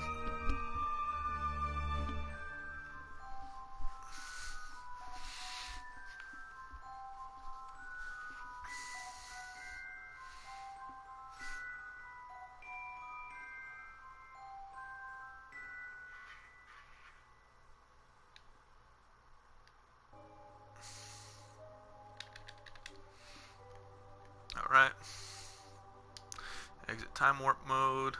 Get you right on prograde.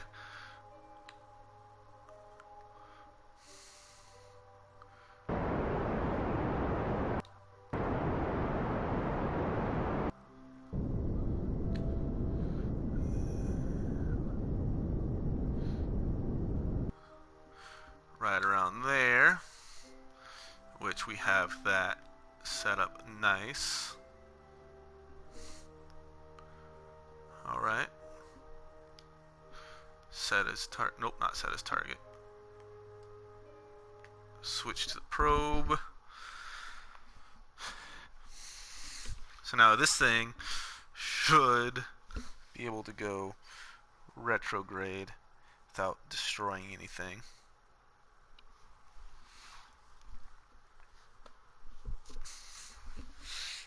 Burn retrograde because it's apparatus point. Burn retrograde until it's on a collision course with Kerbin, and we'll do it that way.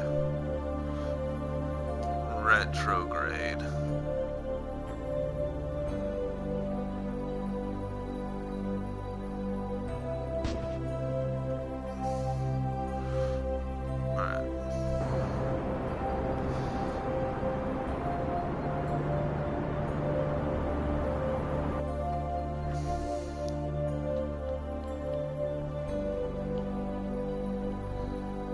Periaf set.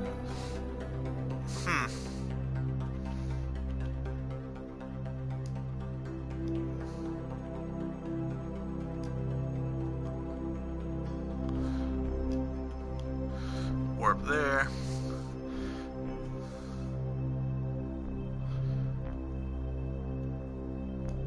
Switch to. I didn't have enough fuel to deorbit. Oh well, happens.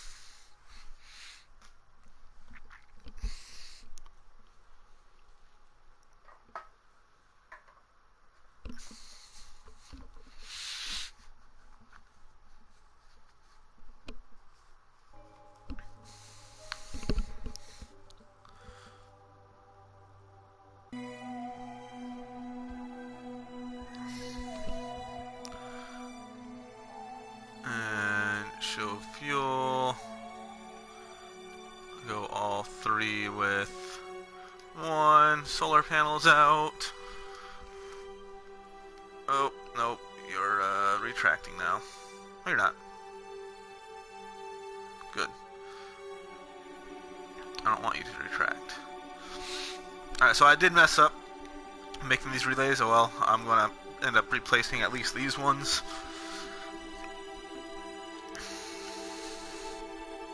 I'll fix the relays for a min-miss before I send it up there. So, anyway, what I'm going to do is warp this craft to right here.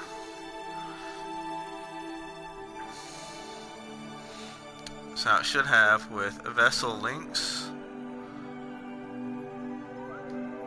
right there.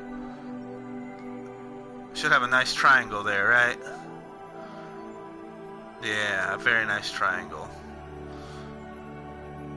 Set this up to prograde. Set this to maneuver mode.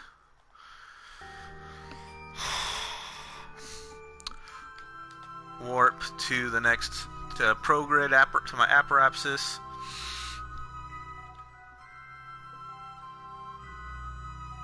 Six, 5, 4, 3, 2, 1.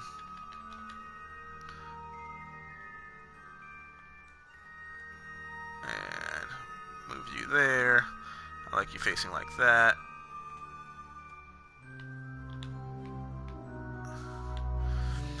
And then wait the 30 some odd seconds. Oh, actually, what I'm going to do is time warp up a little bit.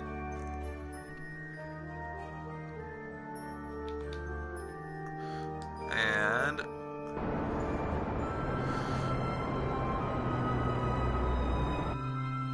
right there.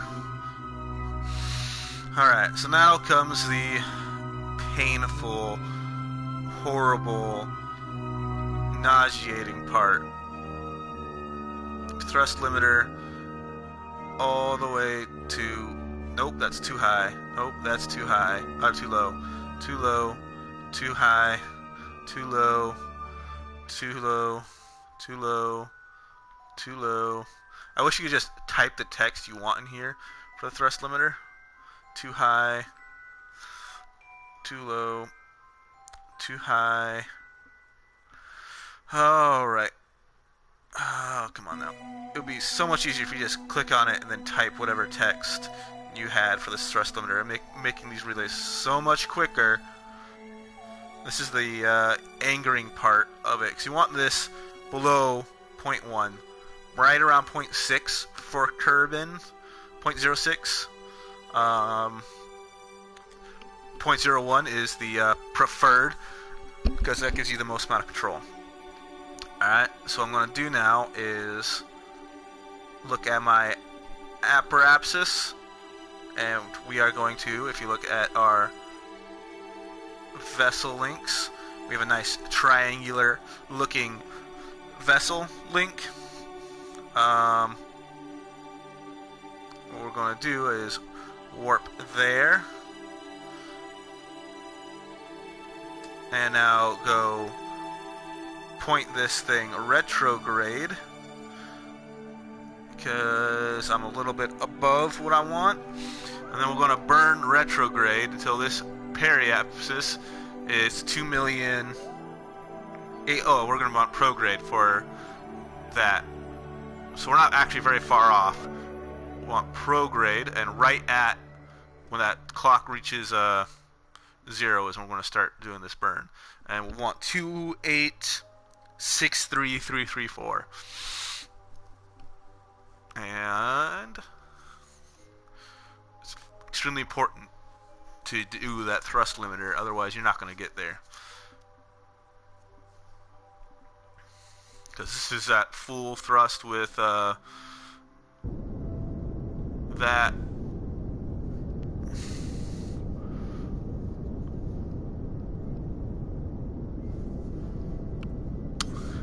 We'll wait a little bit. And we will 49.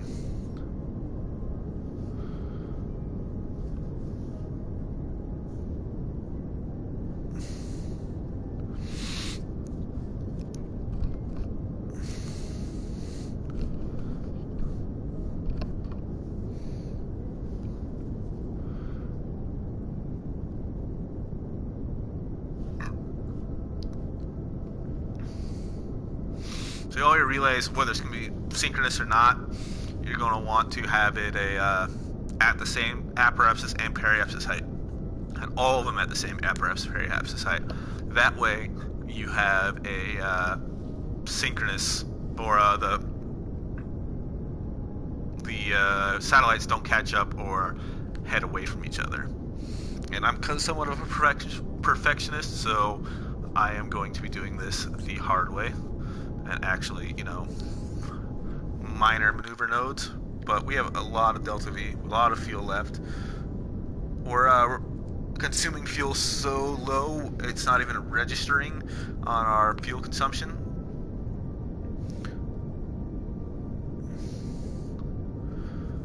And yeah, this is how you make up basically any relay network you want.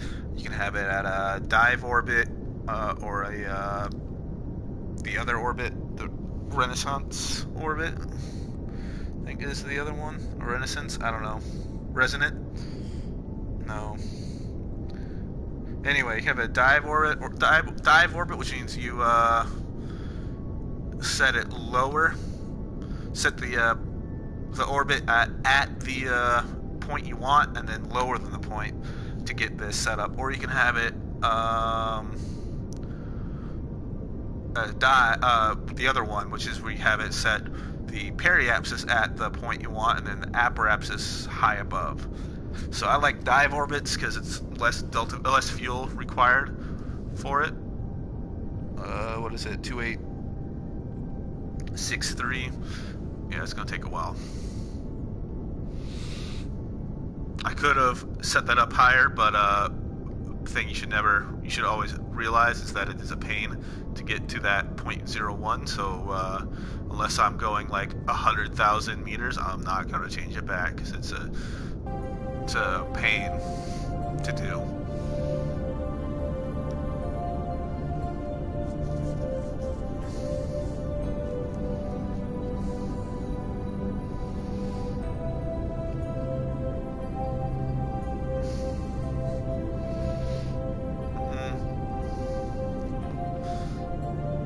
Basically, if I want to be able to set up a satellite network across the where I'll always have communications with something, I set something at about this same height, maybe a little bit lower, but on a polar orbit, and then no matter what position you have it set exactly to that.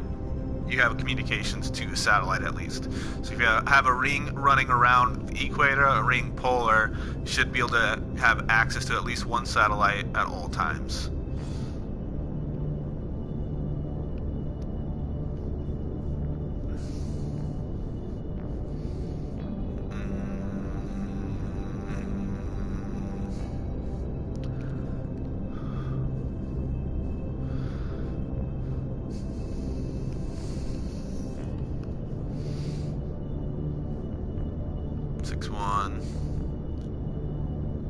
Six three 334.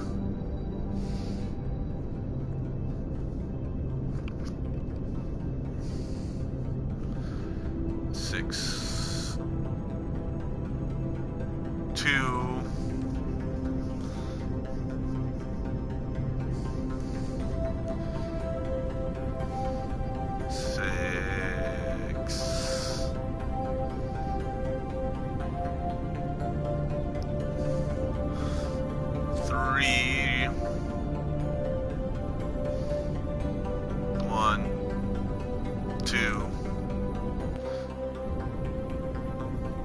3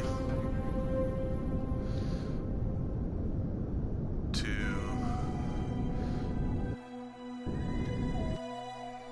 There we go. That's the height. 2863334. That's the height you're gonna want.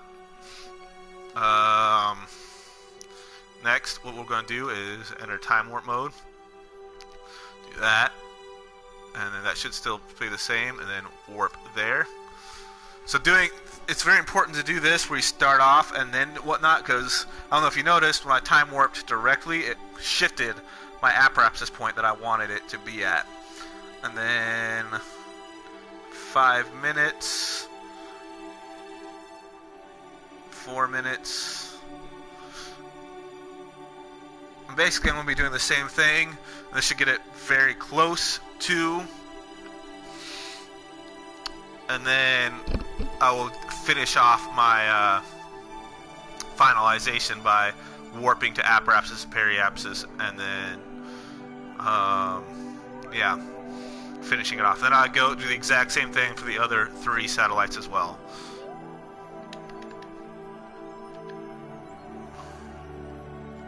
So it says 1 day, 0 hours.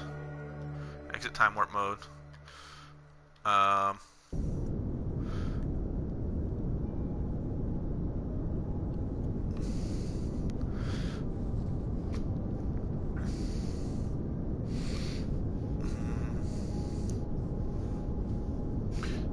So doing this on Minmus is a lot more important, because even at 0.01, you're dropping with barely any thrust. You're dropping extremely fast.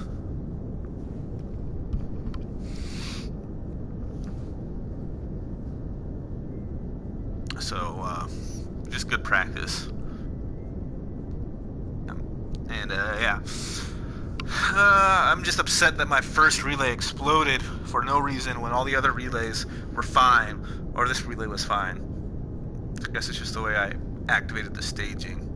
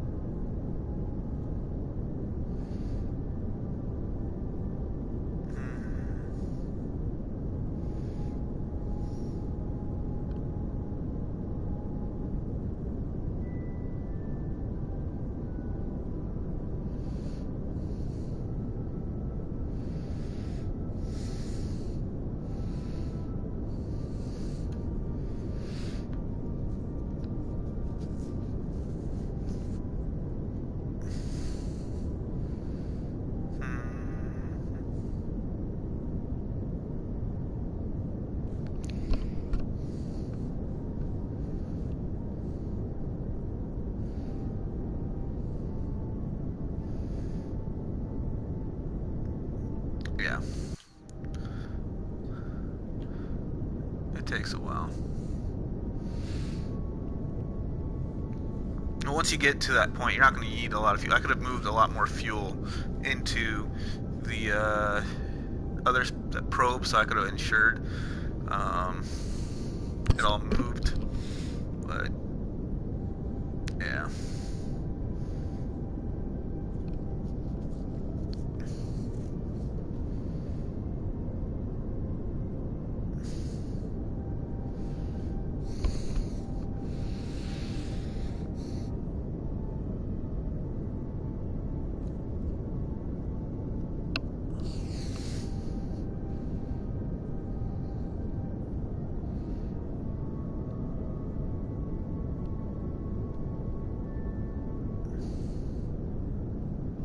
So my periapsis should be dropping slowly.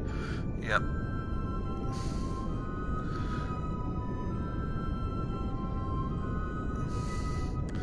But it won't be so little. It won't take much to fix it. I mean, I guess I could aim for a slightly more TWR thrust limiter position for this stage, and then finalize at the 0.01 and all that other fun stuff.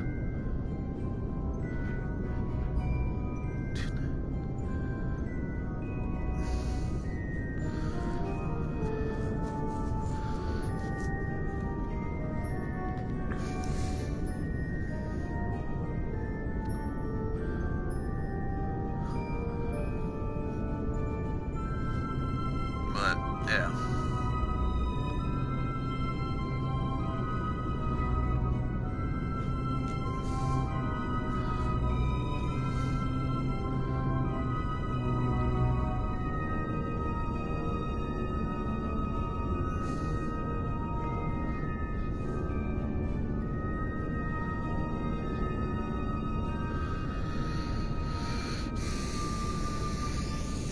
I just don't want to do it right now with this one craft because I got it at the perfect 0.01 and it's so hard to get that.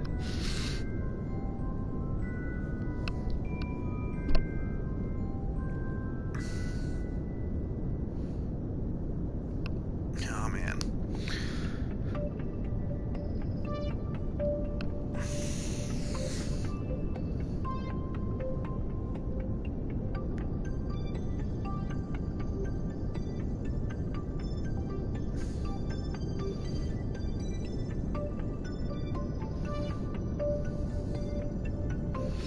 Yep. Sorry, it's not really much I can talk about right now. I'm just burning retrograde until this is that point, and then this right here will be roughly that point, plus minus 30. Plus minus a little bit. Alright. I am going to go here.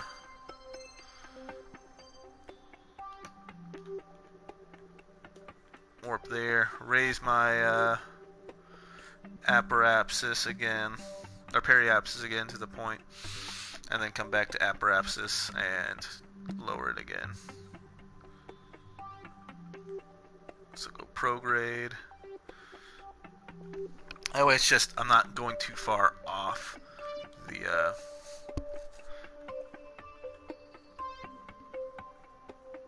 E2, 1, 40, 30, 20, 10 seconds. Alright, exit time warp mode.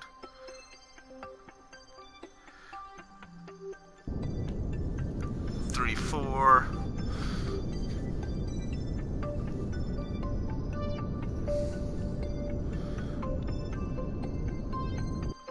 Right there. Enable time warp mode. Warp there. And then this will be at a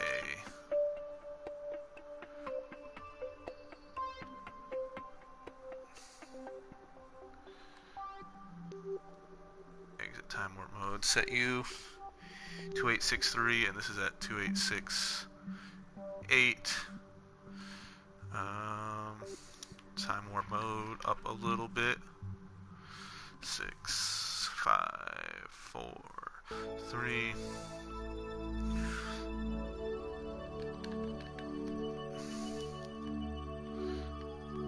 Alright, so let's go ahead and roughly, yep,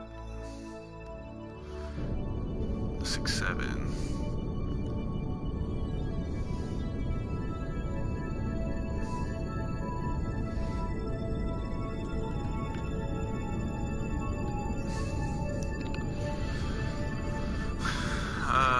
Six, 6.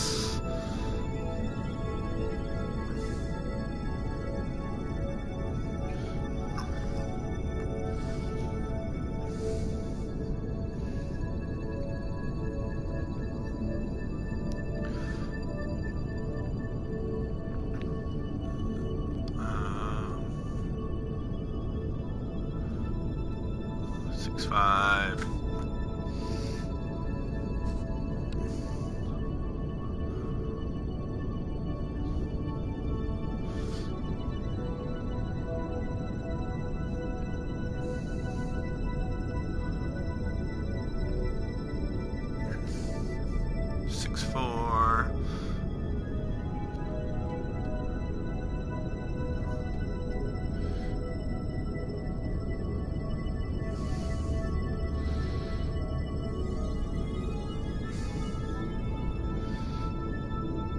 Six, 3, 8.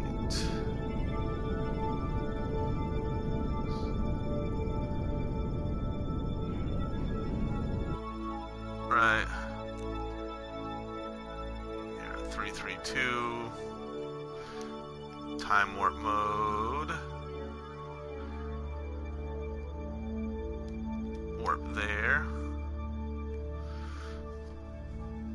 Exit warp mode.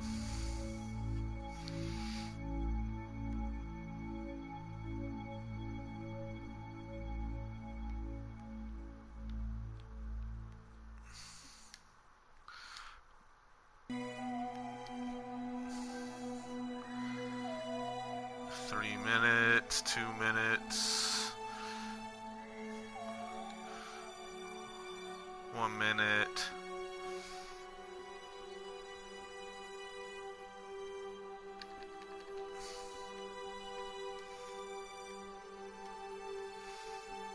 This is the tedious part of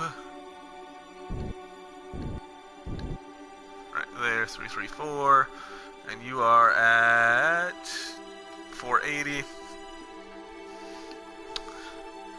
So now time warp mode, warp there.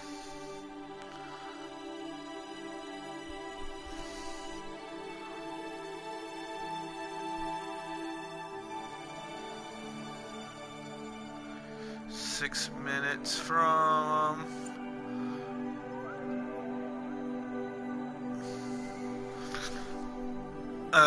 time warping to this point. 3 minutes from, 2 minutes from, 1 minute from, and have you in retrograde.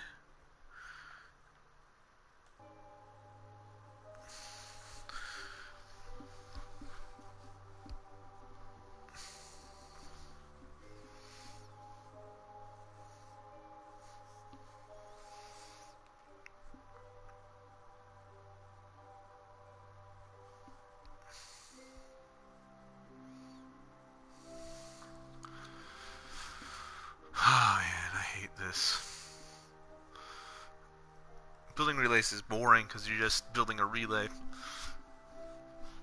but it is essential for the game. So, you know, you live and let learn.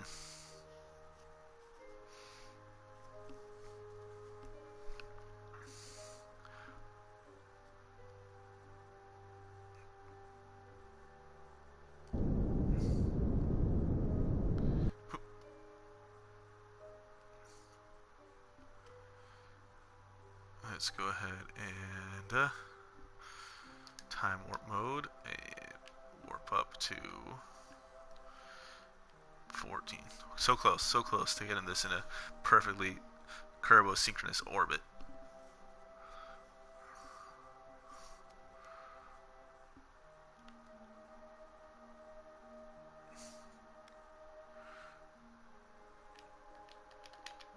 And go ahead and go retrograde.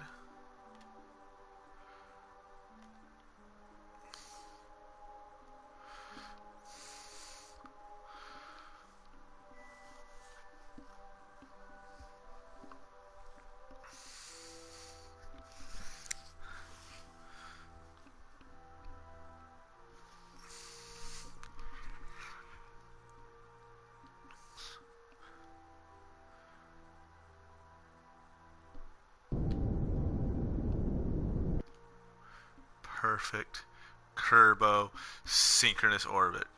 Same periapsis and apoapsis height. Yeah. There we go. So let's rename you real quick. Rename vessel. Edit name.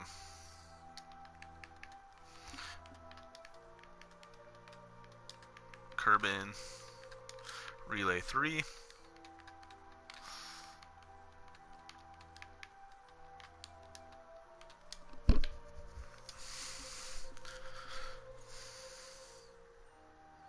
So you notice how the time 2 is like going really fast. It's because it's the same height. So we're close enough to the same height where the game is not registering it very well. We can shut down this engine. So where I messed up is I wanted to have it separated right here, but I forgot to set the ejection force to 0. So if I separate now, what's going to happen is I'll change my orbit, which is what I got to fix with the min-miss relay. So it's good. So min-miss relay is just going to have these dishes right here on it. But anyway, let's go ahead and go to Space Center. I gotta go to the bathroom real quick. I'll be right back. You can look at that nice little Kerbin screen.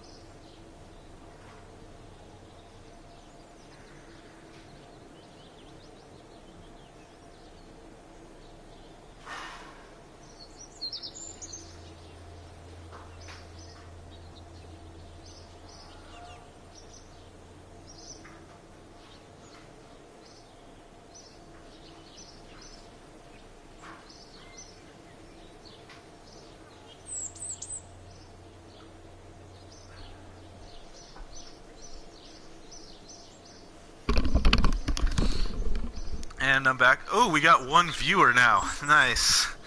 Hi, viewer. I'm back. If you haven't noticed, I was doing a Kerbal synchronous orbit, creating that right now. Who is my one viewer? Oh, no, he disappeared. Bye-bye. Okay, anyway, tracking station.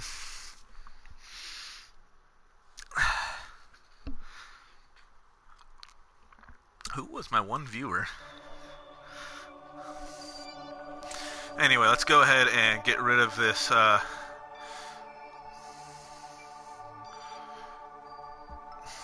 probe and terminate the probe. Kerbin relay 1. Satellite relays. Satellite relay. We'll fly this one because it should be Kerbin relay 2.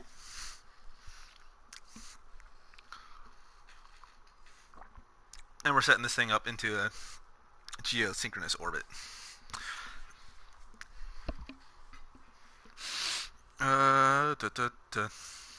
Who was my one viewer? Trying to figure this out. Or Kerbal-synchronous orbit.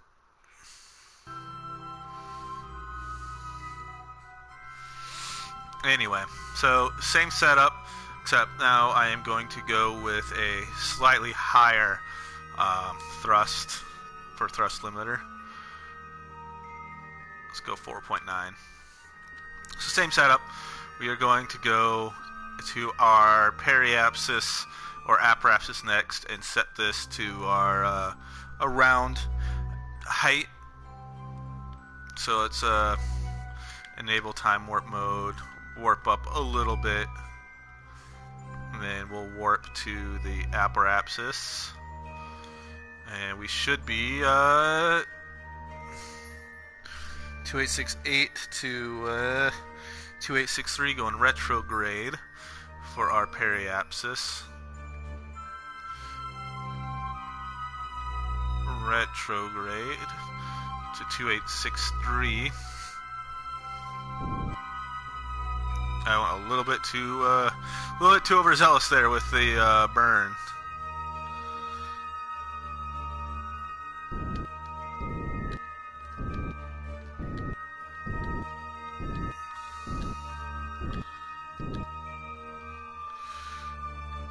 And let's go retrograde just a little bit to try to get 286333 on there, which is what our other one said.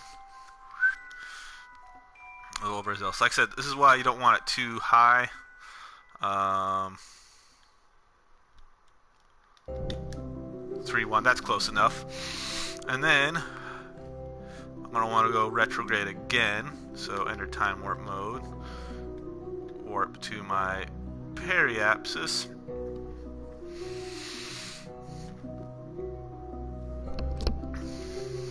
This will be a lot faster this time. Yeah.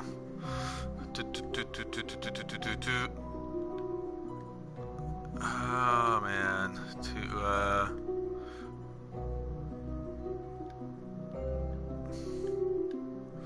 3 minutes, 2 minutes, 1 minute,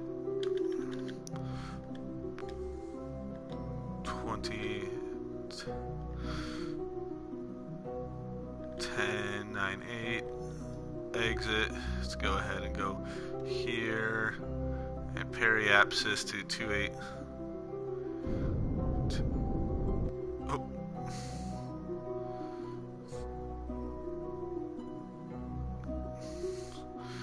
Let's go prograde to 2863.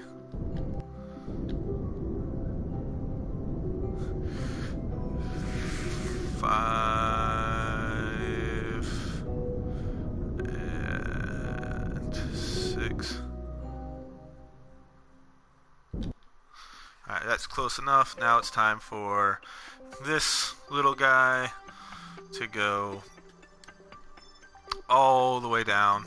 I hate this. I hate it. I hate it. I hate it. I hate it. I hate this mechanic. I love the thrust limiter mechanic. I hate how you have to get it down to where you want it.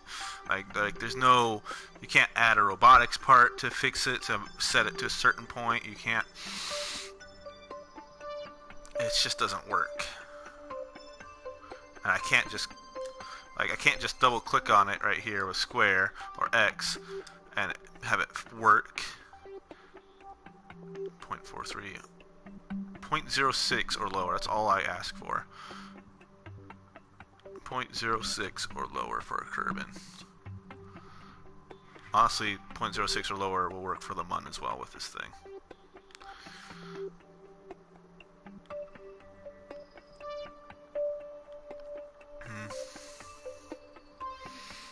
.03, that works.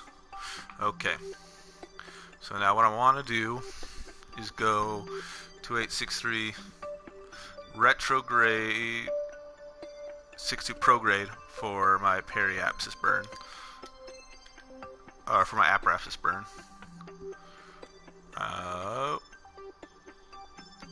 Warp there.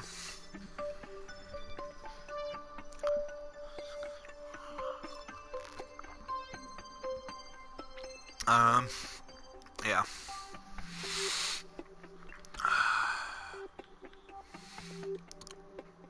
286333 is what I'm gonna want. So aim this thing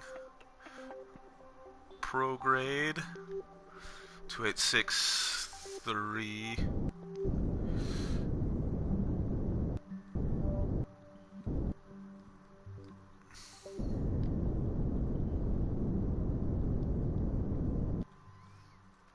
Oh, I went a little bit too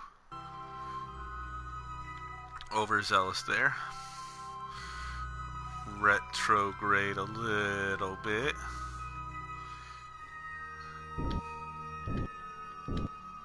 Alright. And now enable time warp mode. Warp there. La dee dee dee dee.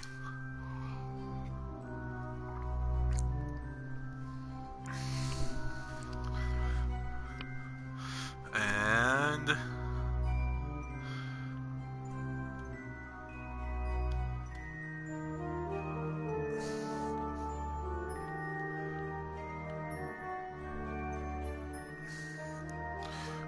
warp to my periapsis.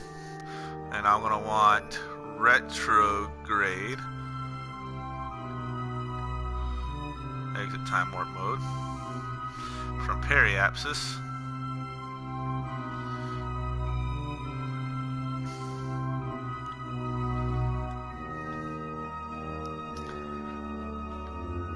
To go to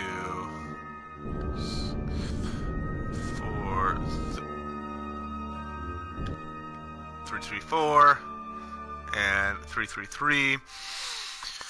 So doing this again, so I want it exactly. We'll warp there. Go prograde.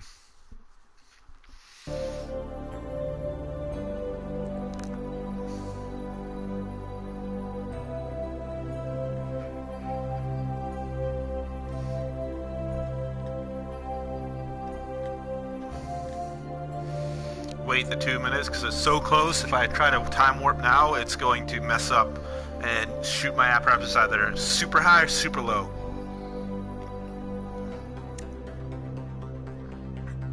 So, yeah. Or super around. It'll mess up. So I'm actually going to wait the entire time for it. Not going to try to time warp anywhere.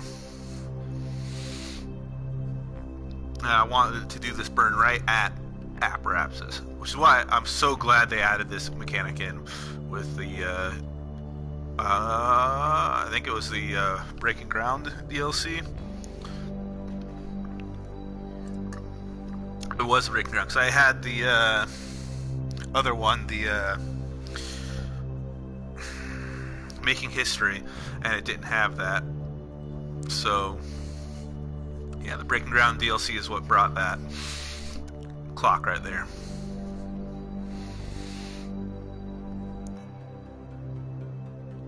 Oh, it's 334, 334. There we go. It was going up in time. That minus is going up in time.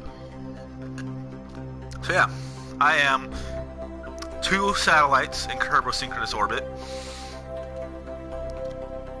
And going to shut down this engine and rename this vessel 2 because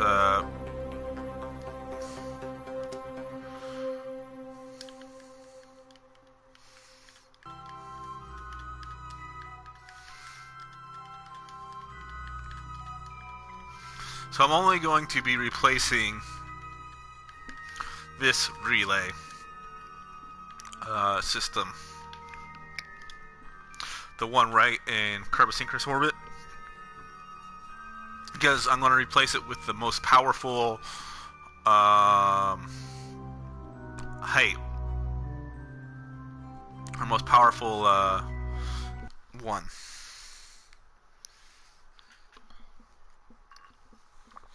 And the MUN, I can actually do the MUN relay with a tiny relay. But yeah, I want to do the same relays. Could I save cost by only launching, smaller relays? Yeah, I could.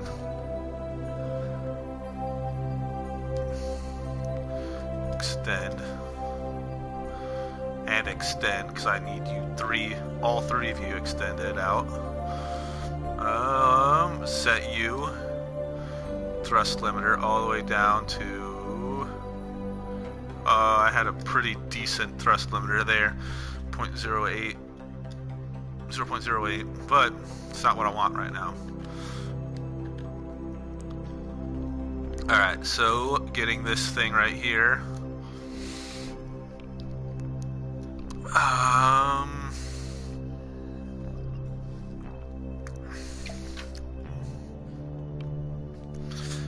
Let's see. Need this thing, apparatus of 289, and I need 286, periapsis of 283. So if I warp here, see how it moved it a little bit? I'll want to go retrograde to it and go to 2863334. Oh man, once I get into that time. Alright.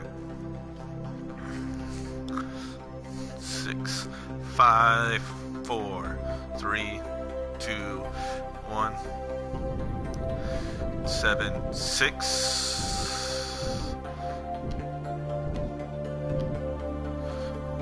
That's pretty close to Kerbal orbit. Height right there, 2863333,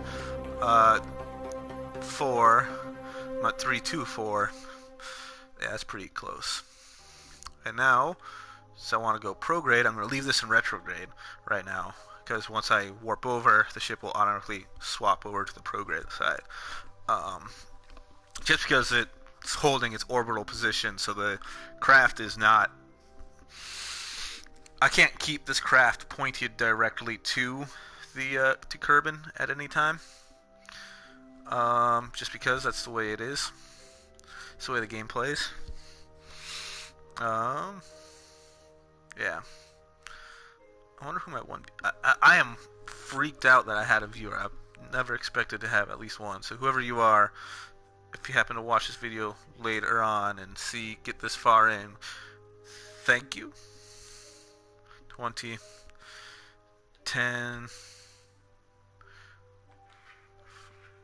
exit time warp mode, make sure I'm directly prograde, and then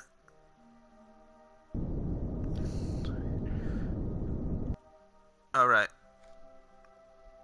6-3 and 6-3, so close. So now I am close enough to change this thrust limiter down all the way. The pain in the butt, bane of my existence of thrust limiter choosing. So I don't know why. Sometimes, so just going left and right like this doesn't normally get me what I want, because it goes 0 most of the time. If I come down while I'm going like at an angle, it normally gets me a lot closer to where I want. Can't believe I gave up a 0.08 for that. 0.32, less than that. More than that. 0.31, less than that. 0, more than that. Ba-dum-bum. Ba-da-da-ba-ba. I was not singing any songs. Let's see. Oh, yes, 0.01, the holy grail of getting these things set up. So I want to go bring my apparatus down to... So go retrograde. Warp here.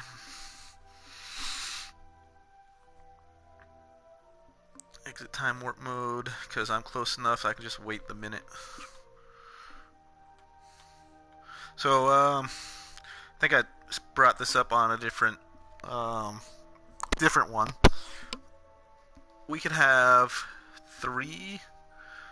We could play this game at real speed, and every 3 or 4 years is one of our years at game, because it has 6-hour days and 450 days per year, I think.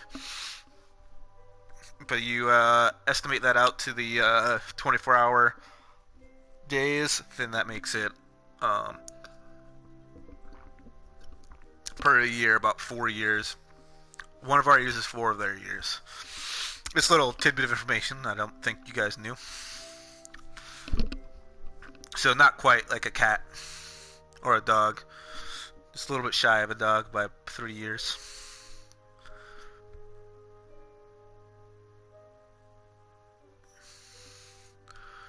Alright.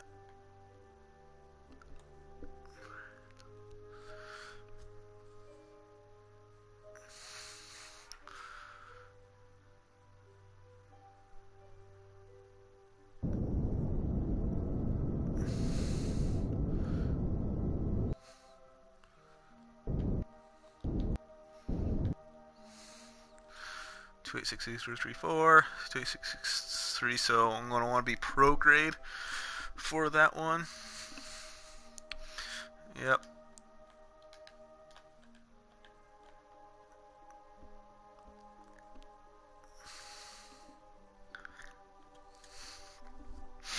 But now, if you look, I'll have a triangle around here, the communications.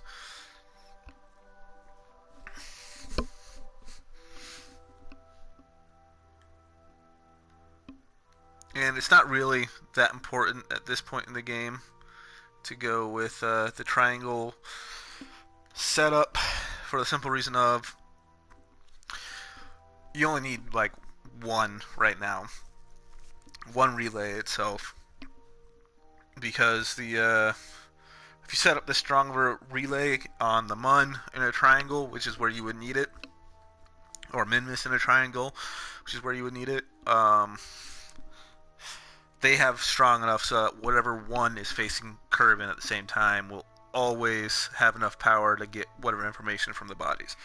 This is more of a realism kind of way, or if you have only one ground station, is why it's important to have a Kerbin relay.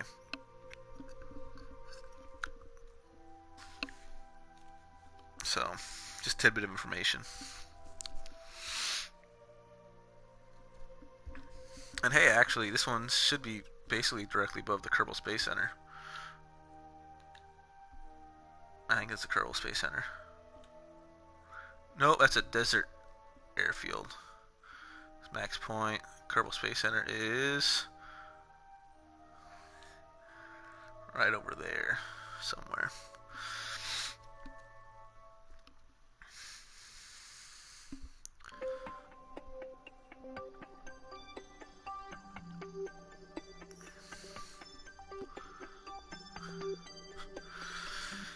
And here we go.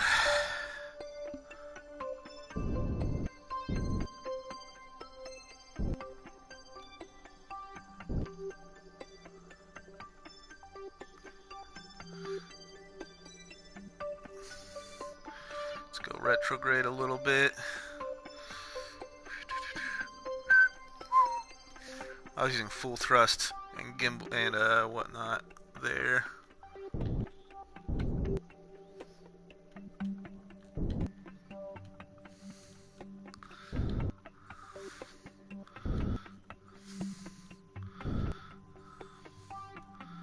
334 and 333. So I'm so close to having it set to 334 completely. Let's go ahead and warp to Apoapsis. Exit warp mode.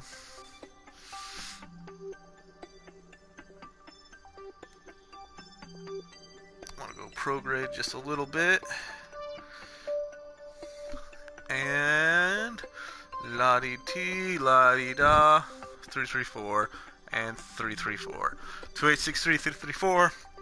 The satellite network is triangular. That nice triangle there. And we'll always have communications to the Kerbal, to Kerbin. So you notice the relays have, you know, locations basically everywhere around here. They'll be able to talk to anything from here that way. So this one won't talk to anything basically on this side. This one right here won't talk to anything on this side. So if I only had two, it would leave like half, a little bit of the planet, you know, not talking to each other, and these two wouldn't be able to talk to each other. But 3 makes it so that you have a complete circle around the planet. Now if you only have one ground point on, it's important to have, because this right here is the desert airfield. This one right here is the island airfield. So the so this satellite right here, actually, let's swap to it. Kerbin Relay 2 should be basically right above the Kerbal Space Center. As the island runway is right next to the Kerbal Space Center.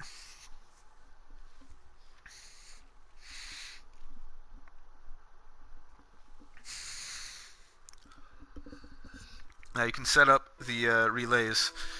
You can put a lot more satellites in to basically have an accurate relay. But yeah, so there's the Kerbal Space Center right there. And now if I do this, you'll notice, oop, that's a little bit too fast.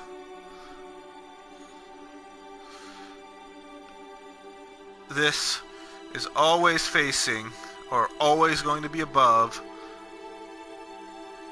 that Kerbal Space Center, or close to it, close enough to communicate to it at all times. So this satellite, doing it this way, would put it in a orbit that's directly above the Kerbal Space Center, or close enough to it. And then what I can do is, let's go ahead and take sights off. Take this to become just vessel links, because that's what I kind of want.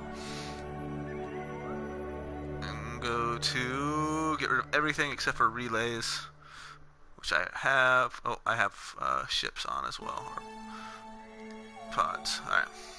So I just want that satellite's relay, switch to it.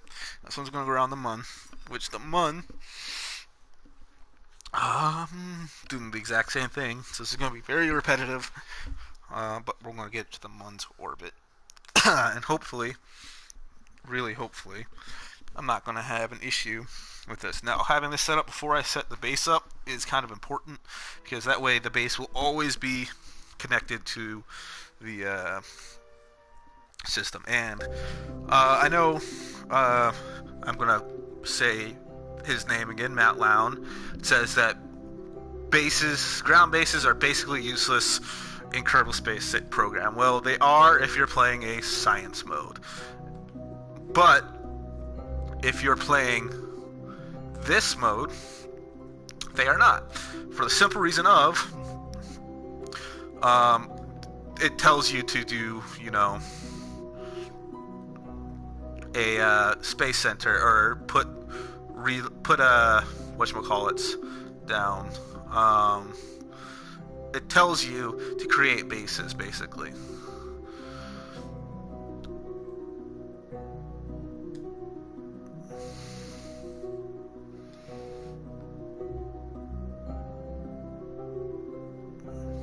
Alright, so we got 1,406 meters per second delta V, which is enough to go ahead and get this to a MUN orbit, set as target. And then we will go ahead and go with the, let's go at Apoapsis actually. Apoapsis, add maneuver. I know it's the least efficient way to get to the MUN is, or anywhere, is to go from Apoapsis, but there you go. And then I can focus view.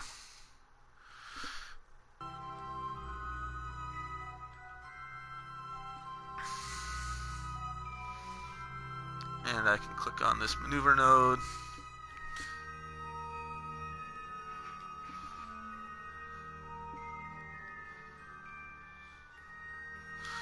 And I can prograde it out a little bit. Retrograde it out a little bit. Save a little bit of delta V. Have our periapsis right at 80 kilometers. And we can do that burn. And 1400, 800, that leaves us 800 meters per second, roughly. Hopefully this will be enough to get this relay. If not, I'll be pissed off and have to relaunch 2 separate relays. But I'll do it smart and I'll relaunch separate from everything else. Prograde.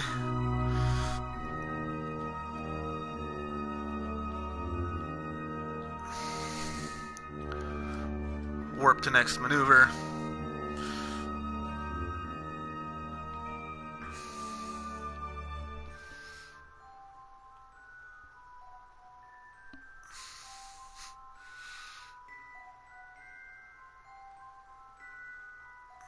.37, so 15 seconds in, I will do my burn. 17 seconds in, right around. I'll start the burn.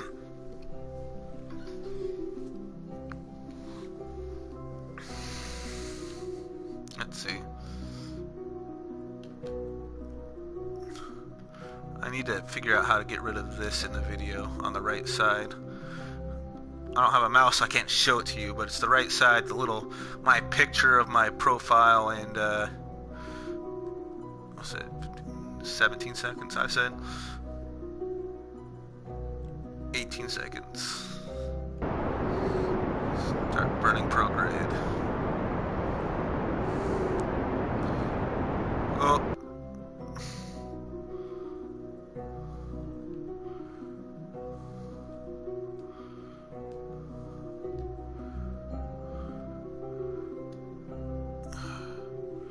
Can't believe I did that.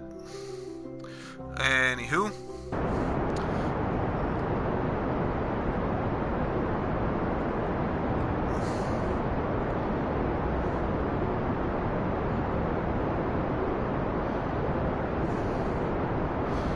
Forgot to put the control point to whatever.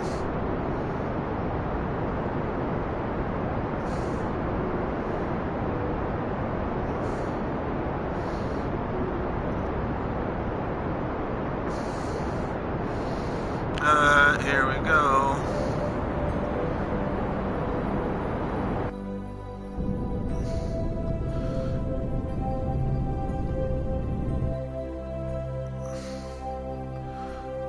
Retrograde.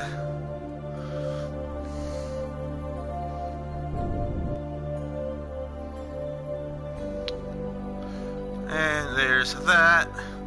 Now what I can do is add a maneuver here.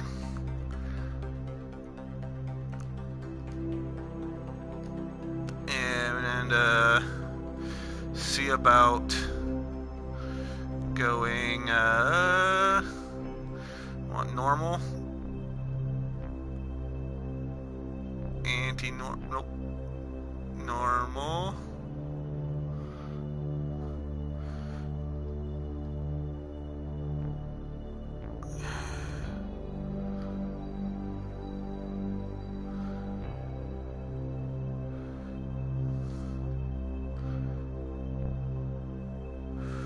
prograde, because I kind of want this on a equatorial orbit, like that. And I don't care if it's moving backwards because I'm not putting it in a stationary orbit. Alright, so right there, 46 meters per second should get me a roughly equatorial orbit, which is what I want.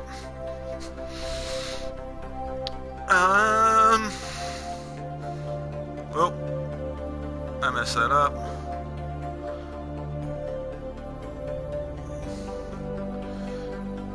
Alright. What we'll do is time warp up a little bit and then warp to next maneuver.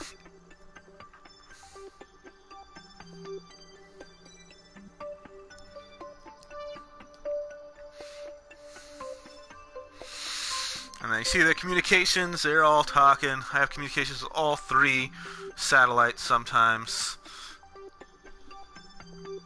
And then when that goes away, I don't have communications with it. But anyway, I don't want retrograde. I want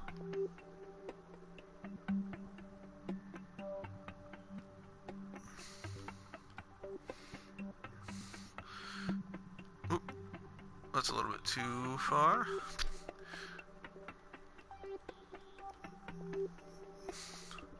Towards target?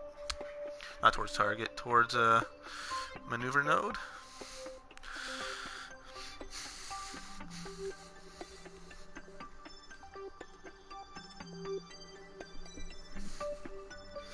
Just give us 48 meters per second, which should be enough to do what I want to do.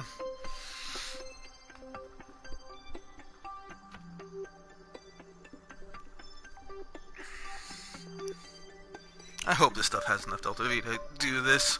Oh.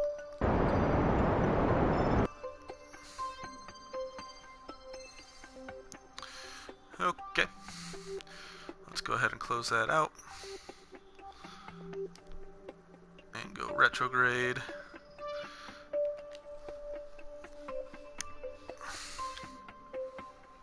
And how much do I have? I have 322 meters per second. How much? Add maneuver there, retrograde till it does exactly that. 88. Yeah, I should have enough to do what I need to do. Alright.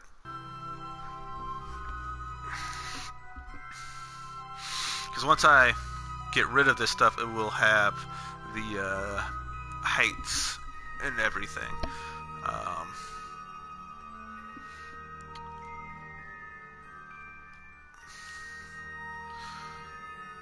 And time warp mode, speed up, warp there.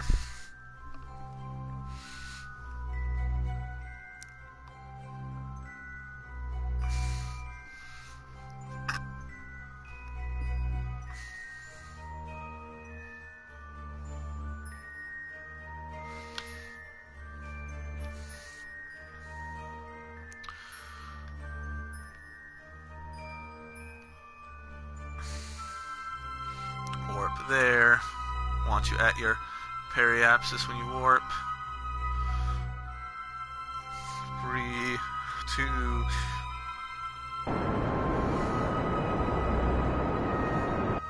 Okay.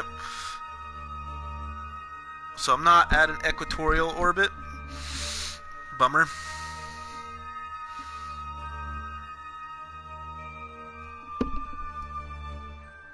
But I don't care, it'll work. It'll be good enough for now. Exit time warp mode. What I'm going to want to set my apoapsis at is for the MUN is 357,941.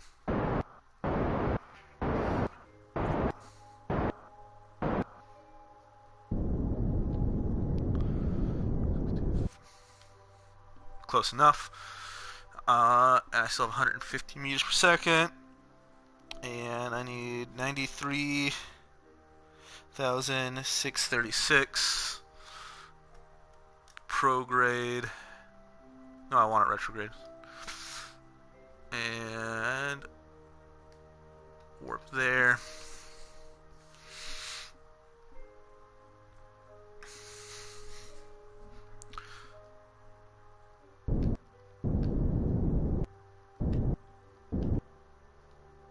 $357, 9, and yeah. So what I'm gonna do now is I should have hopefully enough fuel to do this. I'm not gonna be able to deorbit this stage right here, but I need 57 meters per second to circularize.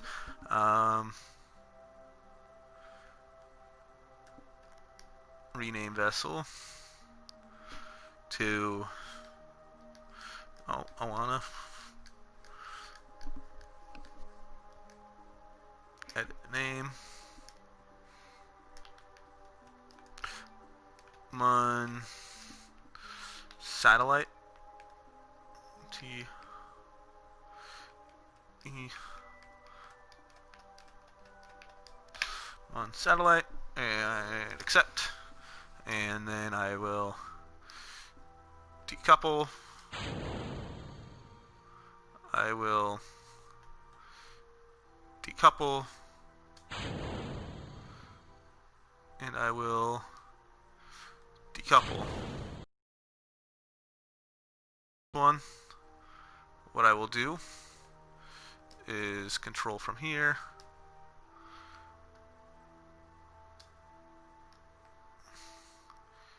AMU prograde. So I have 204 meters per second with this thing. Yep. And then 357. Oh. AMU retrograde. Oh no, I'm right. I'm still right with prograde.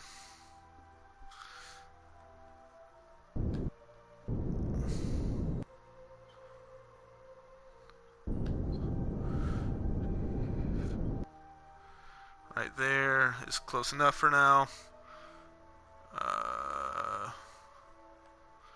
Hold on, let's go retrograde.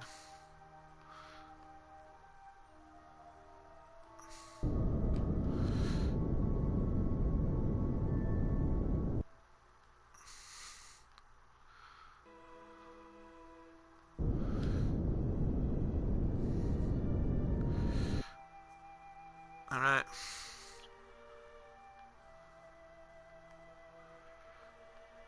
Warp you here.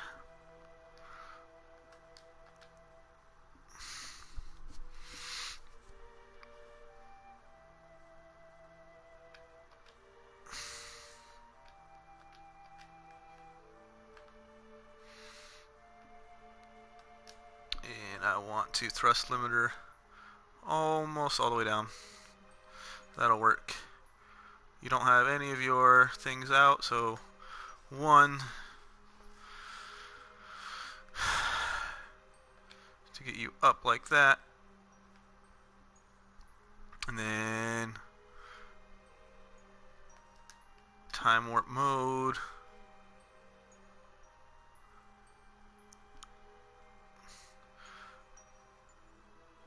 Let's see.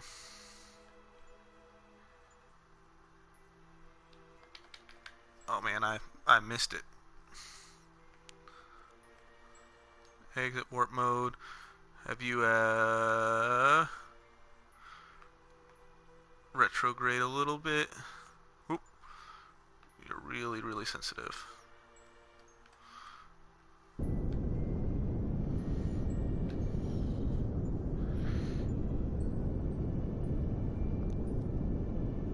$57, 941. Let's go prograde.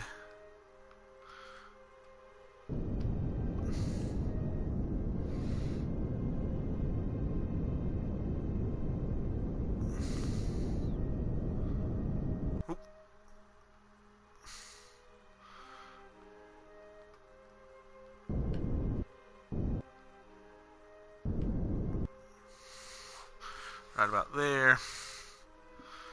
To which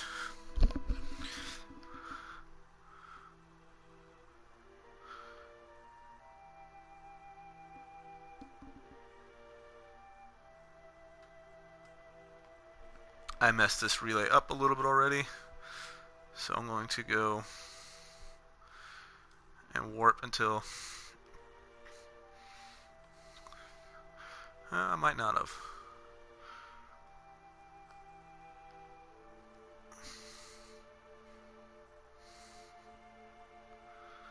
Yeah, I messed it up a little bit.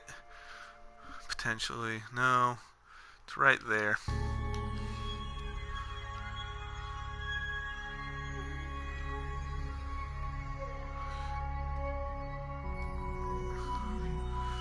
Rename vessel.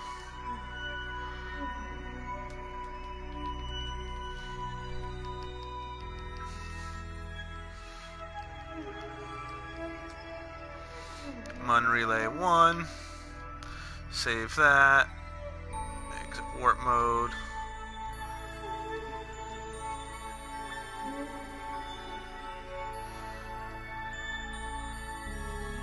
Space Center. Tracking station.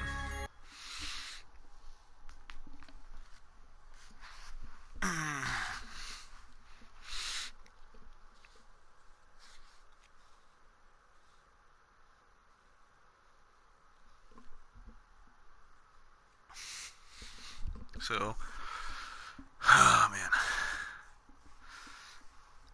I can't believe I messed up that.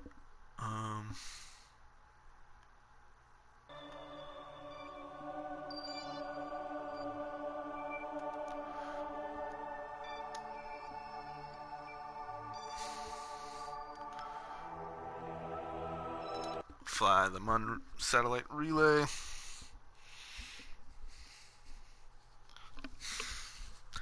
Rename it to control from whatnot, prograde.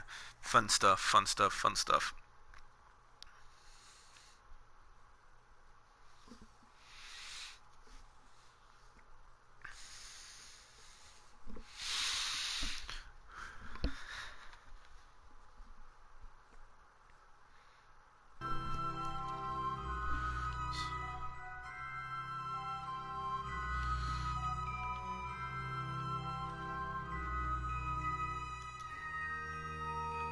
One, get these guys out. 2, where's my other satellite friend at? Rename.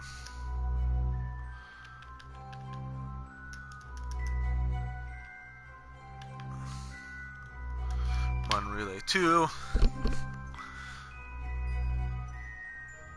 Control from here. Oh, there's my other relay. It's AMU prograde. Open this up. And I want 357.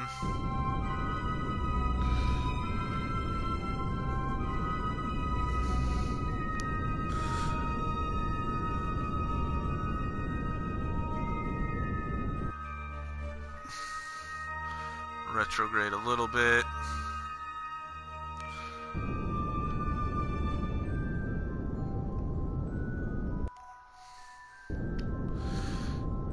Right about there. Alright.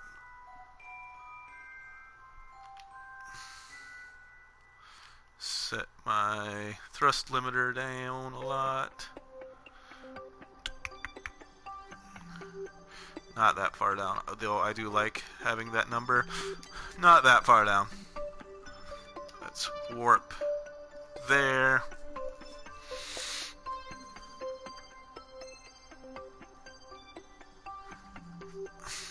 Let's go prograde.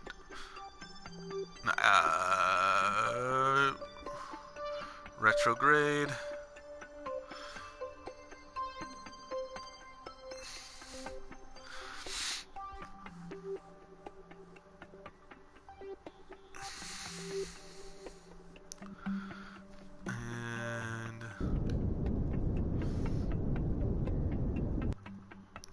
357.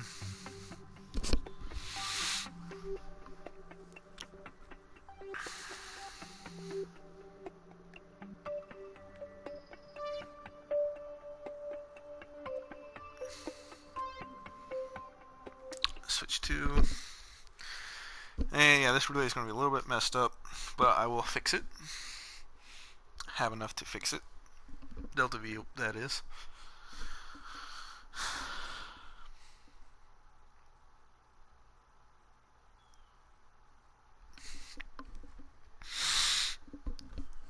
But yeah.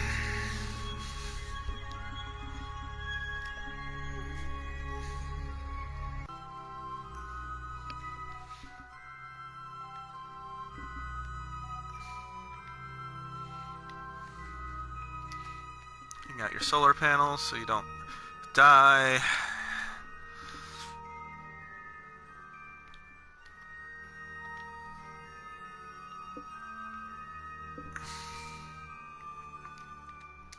Warps your apoapsis. Yeah. This satellite is in the wrong place, and so is this one. But that's because I messed up the satellite relay. But I can get it to fix.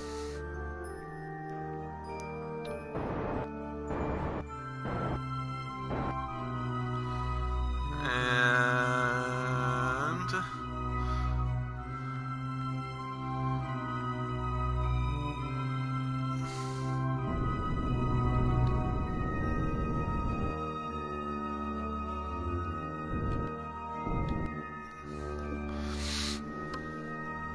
there's that. So what I mean by I can get it to fix is I will thrust limiter this thing.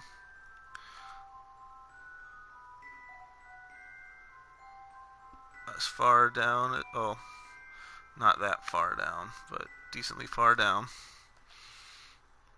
And warp to my periapsis.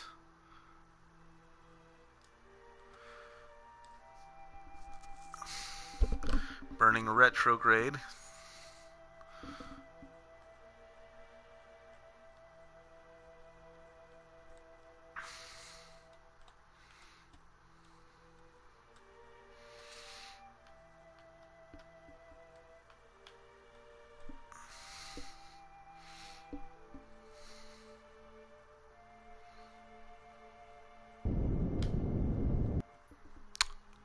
Burn a little bit prograde now, because I overshot my 357.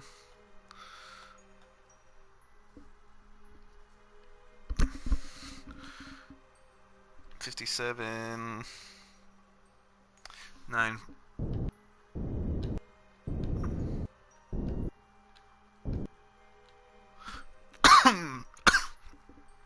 It's close enough.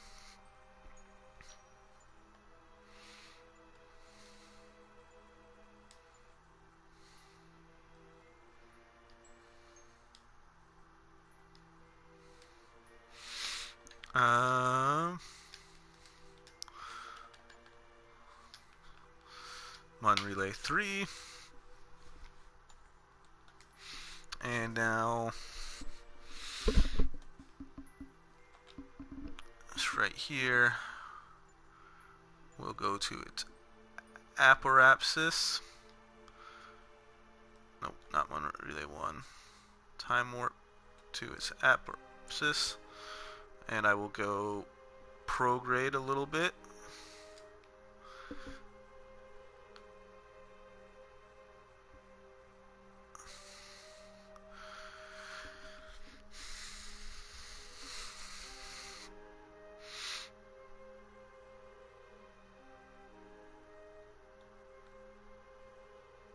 Prograde a little bit. So what I'm going to do is, because I have these satellites are a little bit messed up right now, I am going to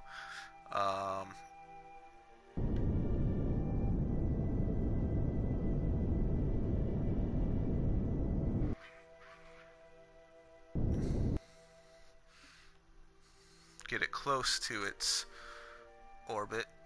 357, 941.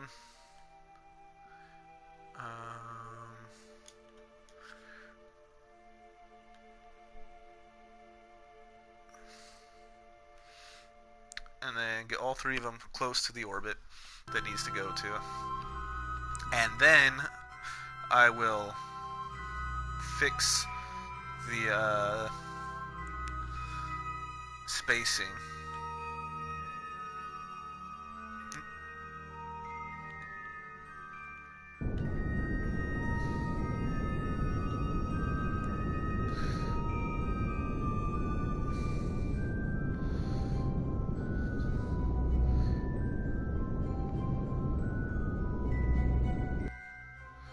Alright. So that's pretty darn close. And I'll warp here. Enable time warp mode.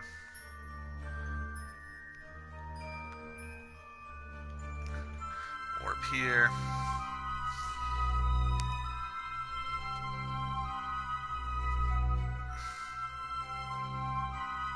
Go prograde a little bit.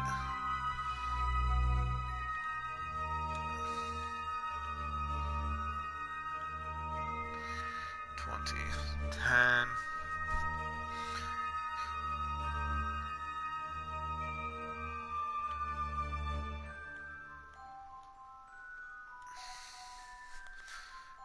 And let's see.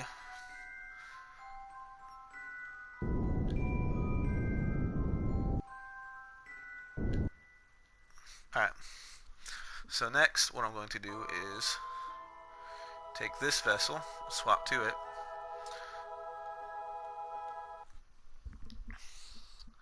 and lower its periapsis to a point where it can get to its proper spot.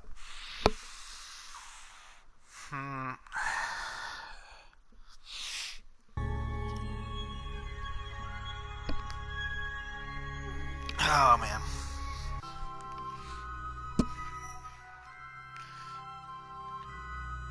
So I'll go to my apparapsis, add maneuver there, and bring it down about right there. Okay. I'll warp to the next maneuver. Basically, I'm going retrograde, making this craft move faster.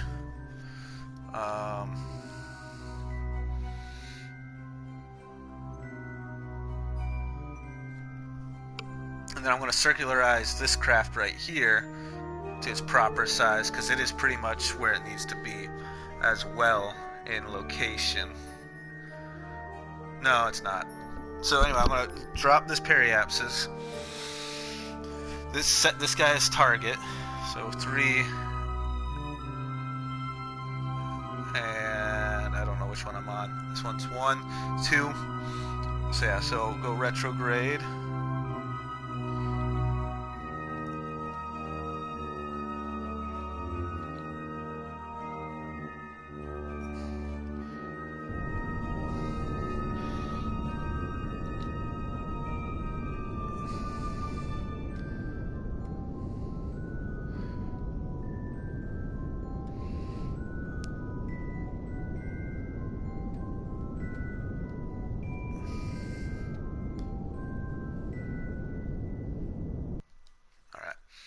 So the reason why I did that is to get this guy to speed up so it can go over here. So I'm going to set this as target. Okay, so what I want to do now is at my apparapsis, add a maneuver. So the next maneuver node, I will be here. The craft will be here when I'm here, which I don't want. I want the craft to be about where the Mun apparapsis is for it. So what I'm going to do is take this, move it to next maneuver. So about right there actually is where I want it. So that's going to require 2 revolutions. And then what I can do is back out.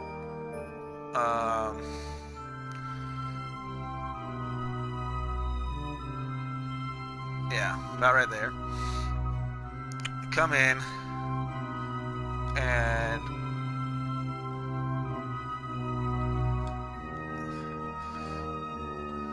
warp to the next maneuver if it'll let me.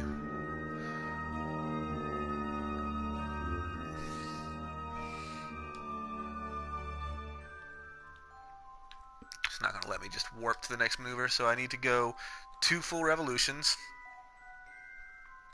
So I can get rid of this actually.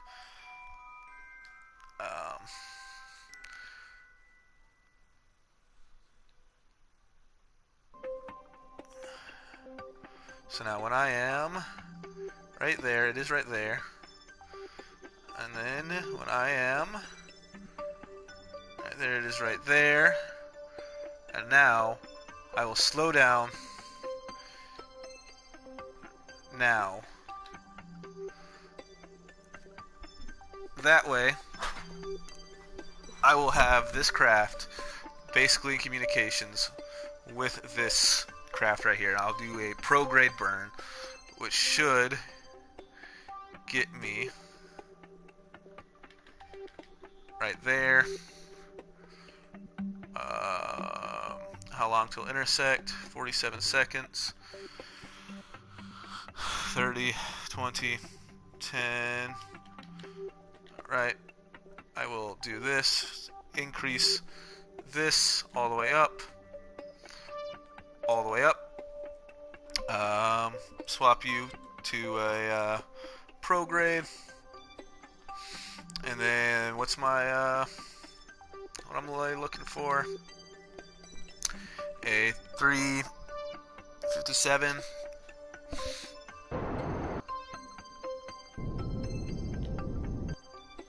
Alright. So now I should not be moving so super fast that I catch up to this thing. I'm basically at the same orbital height. So I can go go again to my periapsis, which I'm not going to go to right now. I'm going to actually swap to this relay and switch to. And do the same thing. I'm going to lower my, get it to its, where the 2 points cross. I will lower my periapsis down, warp until I get to the proper spot, and then I will raise my aporapsis again, or periapsis again. That will put it in its proper spot, and then I'll have enough delta V left over to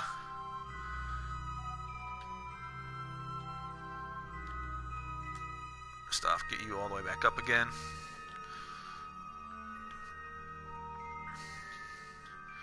We want to warp to that guy. And then I'm going to go burn retrograde again. That's prograde. Burn retrograde again. It's about right there. So I want set that as target. My aporapsis, add a maneuver there. So when I cross, basically when I'm crossing here, I want this craft to be right about here. Yeah. About right there is where I want that craft. So I will put this craft right here, about right here. And then we will do that. So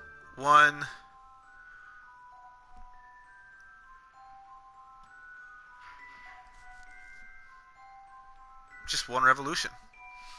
That's it. So now, so it's not a whole lot that we have to do to get it there. So now time warp. So we'll time warp until we get our little yellow our orange one to be where I want it to be. So right now our orange one is right here, which is, I don't want that, because I'll be right next to this satellite right here.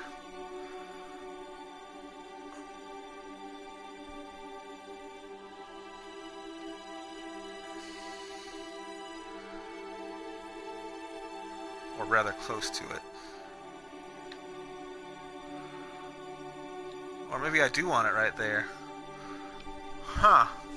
Yeah, I do want it right there. Man, just not even one full revolution to fix that discrepancy.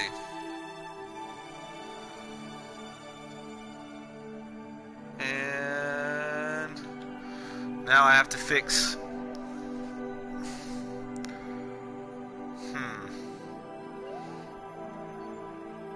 Now I'm going to have to slow this one down a little bit more to get it to where I want it. But it's pretty close. If I had a higher orbit, I would have been able to get it where I wanted it.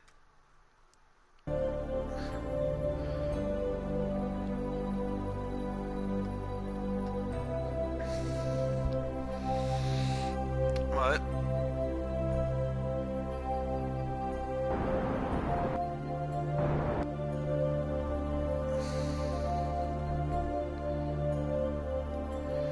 Retrograde.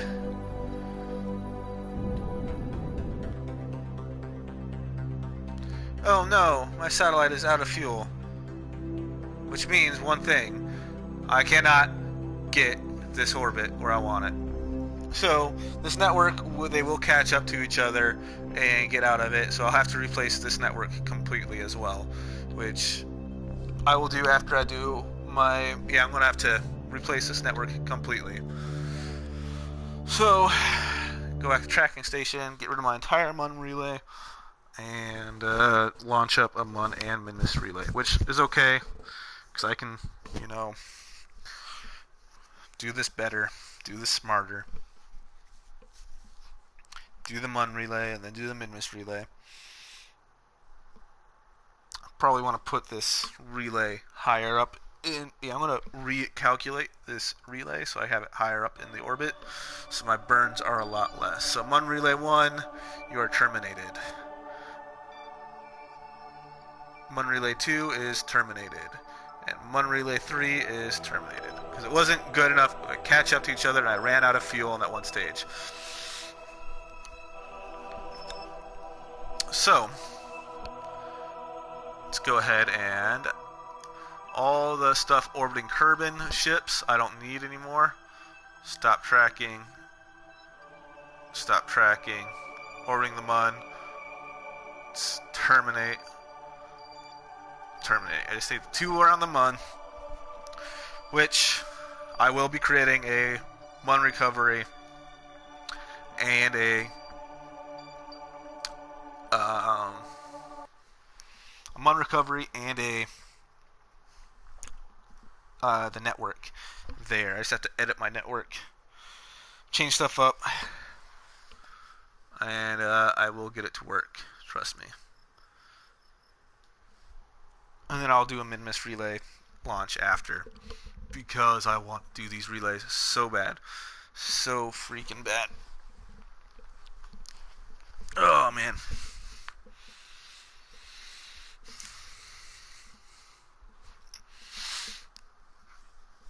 What time is it even? Well,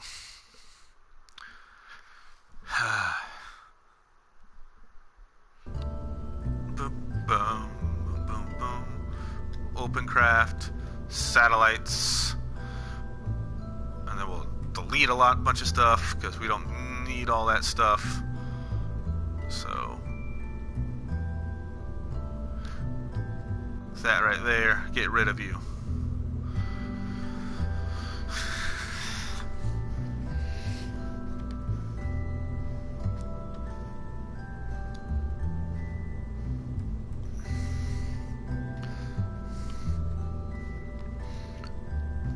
Save craft.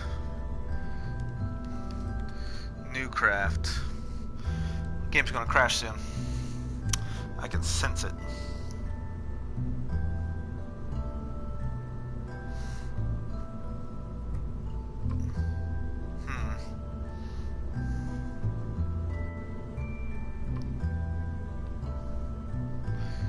Alright. So, what we're going to do now is come up here to the advanced mode, sub-assemblies, get my relay network out. Alright, take you, rotate you like that, come here, reroute,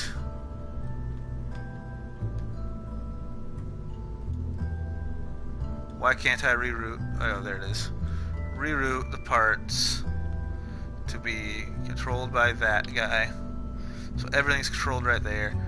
Get rid of this docking port. I don't need it. I don't need that up anymore right now. I will, because I'll need to save this relay once I fix it. Let's see now.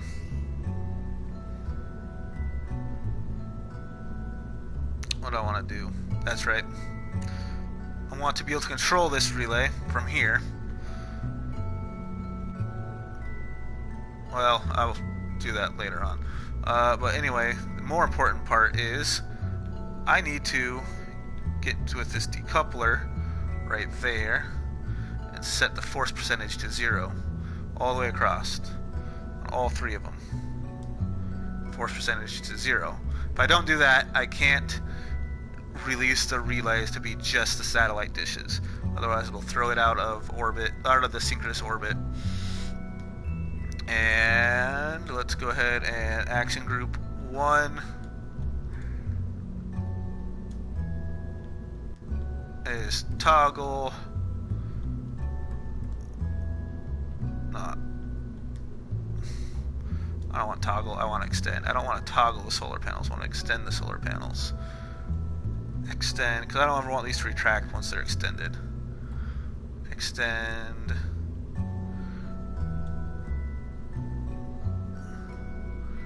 Extend. Extend. Extend. Extend. Extend. And extend. Alright, so next I am going to come up here. We are going to all of them extend. Oh, now, and the 2 will be to toggle the antennas. Next, I don't need this stuff right here on here. This structural. Goodbye and goodbye. Okay. I don't need that. And now I need structural. These things set to 3. Set to 1. To there.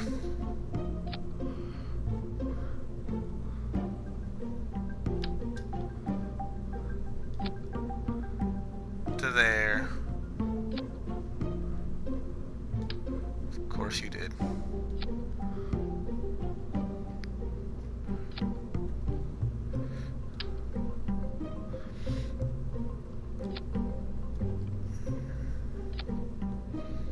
And then we will make these action groups. So that one will be on its own. That one is that one. And then that one goes here. Add an action group. This one goes there. And then add an action group for the side deployers. And then the action group for the upward deployers. Alright, then in a vacuum,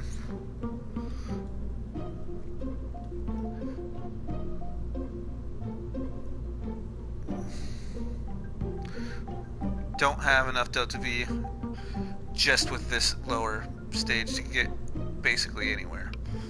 But we can remedy that by adding a little bit more fuel. Yeah, no.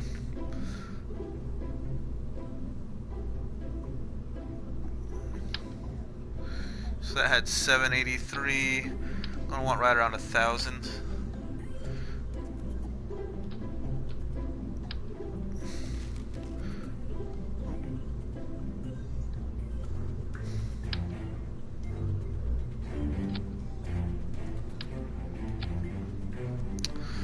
$1,300 meters per second. That's good enough for me.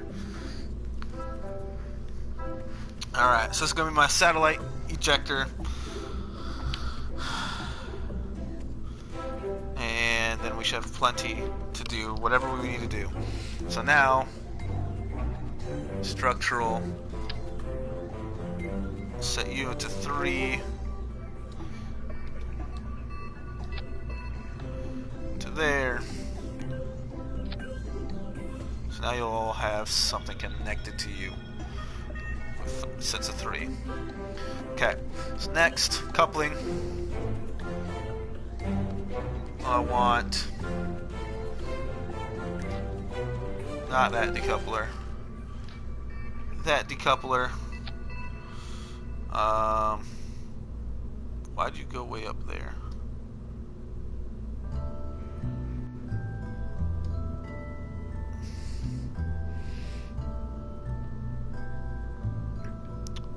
So first things first, what I'm gonna do now is save this as a subassembly again, overwrite the subassembly,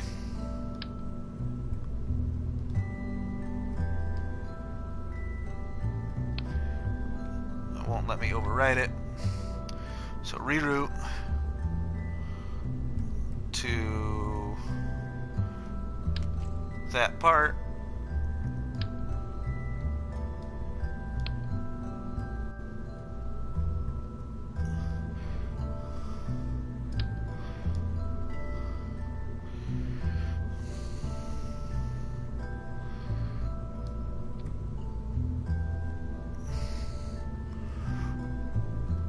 Reroute to that part, and then get rid of that because I don't need that anymore. I need, however, my pods, because like I said, I am going to recover from the MUN these Kerbals. Utility, give me my drogue chutes.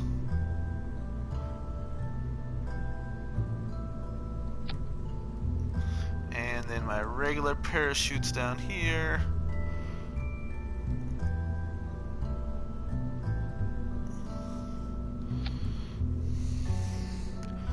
I'm not going to use one of those parachutes. Thermal.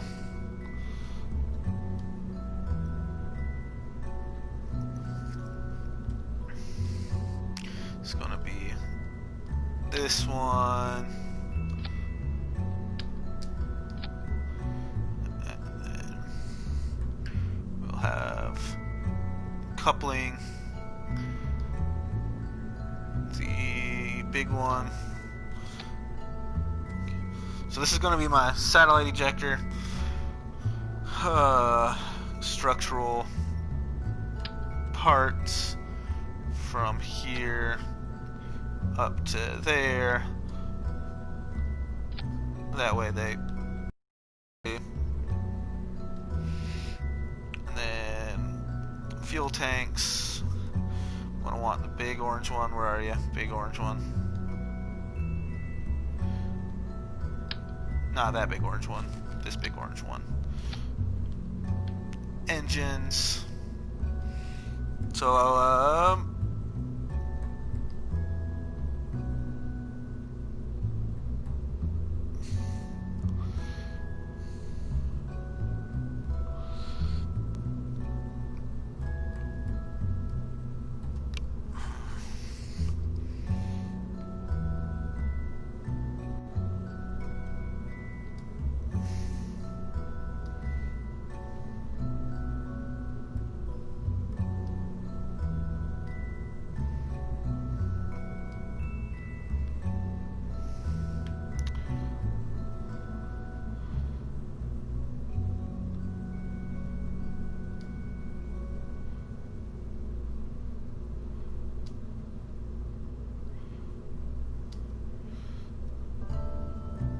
That way the staging is somewhat right.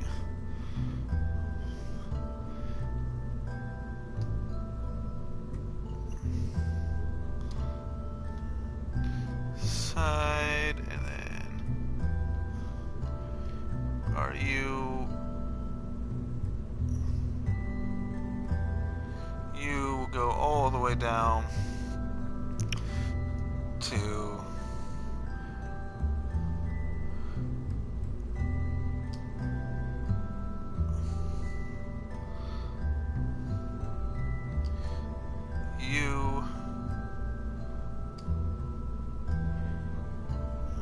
where is this engine? Oh, I don't have it right now.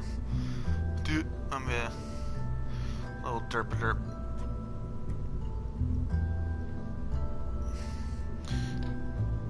This little guy. So, yep. So in a vacuum, that'll have 2,000 units of Delta V. Should give me to the Mun with this relay attached. However, you always know that I am not the best at building these things.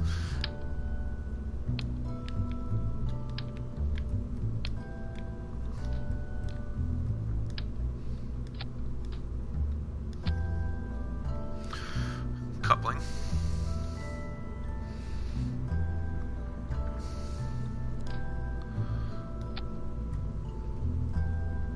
Fuel tanks. Big orange boy.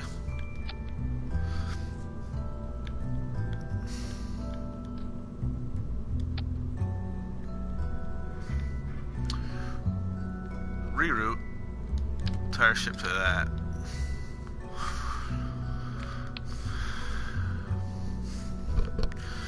Frick.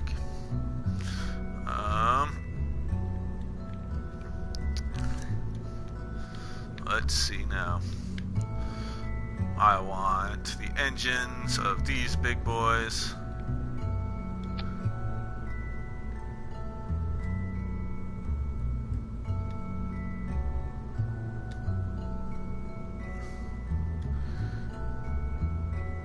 Oh, right. So that should be enough on Delta V at sea level.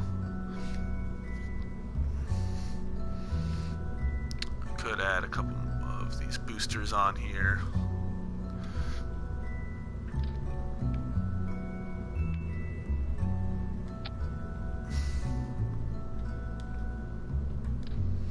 No, I know I'm not using the biggest one.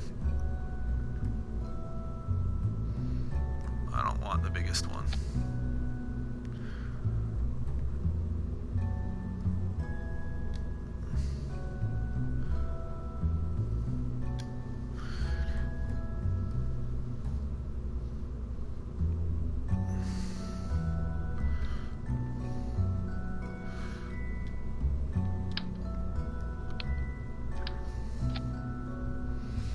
Aerodynamics.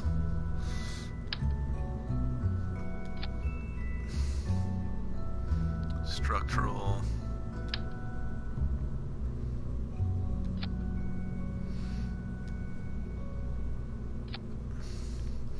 I should have launched a craft like this up 3 times instead of going for a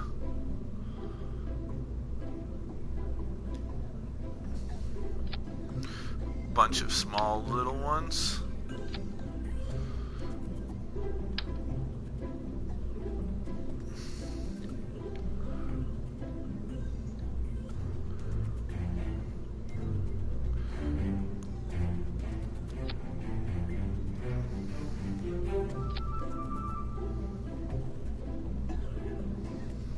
But, you know, you live and you learn. I just did a Mun and Minmus landing and returned from it with both.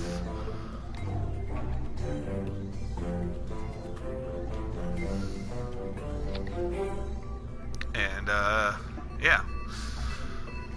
So I wanted to push my building abilities and try to create a multi-launch or multi-stage single craft.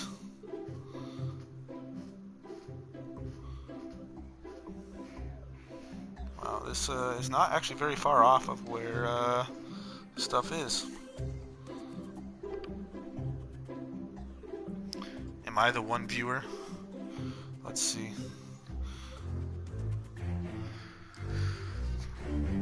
Anyway, yeah, we're building this relay, and yeah, it'll all be done. We'll figure this out.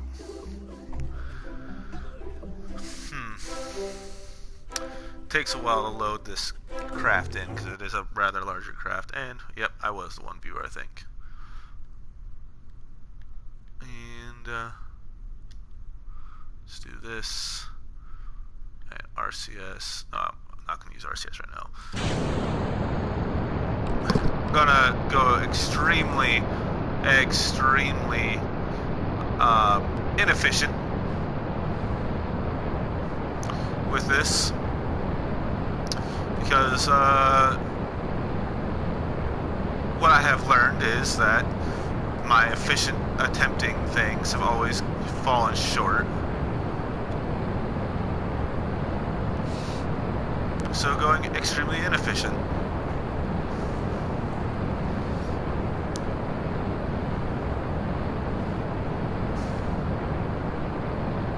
I realized I gotta revert the flight because I forgot to put a Kerbal inside the ship.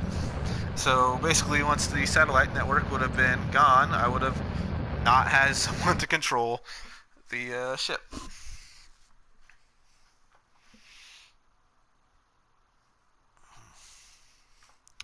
So yeah, there's that going on.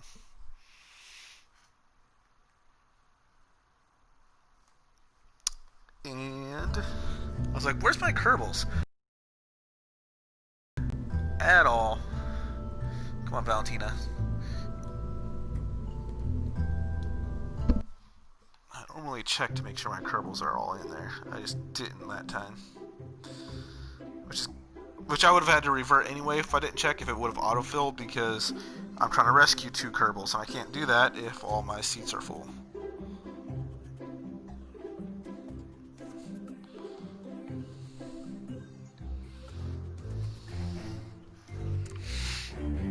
So yeah.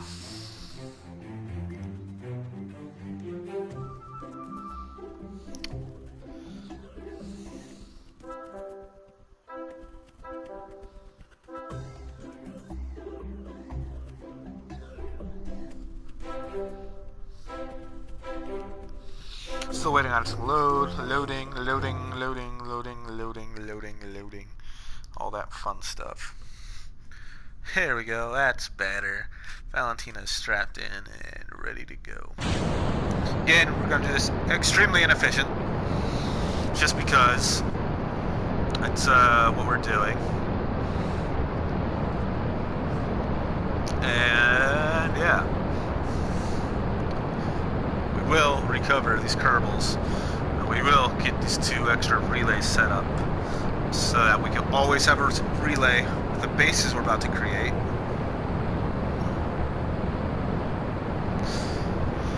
Oh man. Yeah.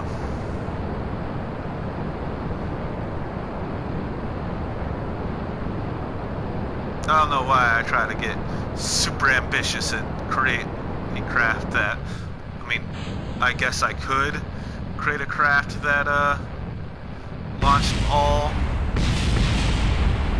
my Kerbals at the same time. But that being said,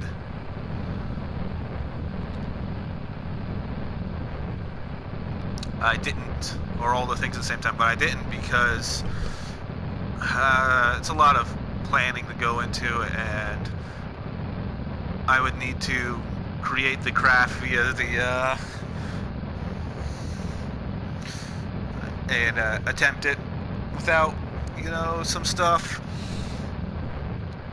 and it would be just ridiculously pointless.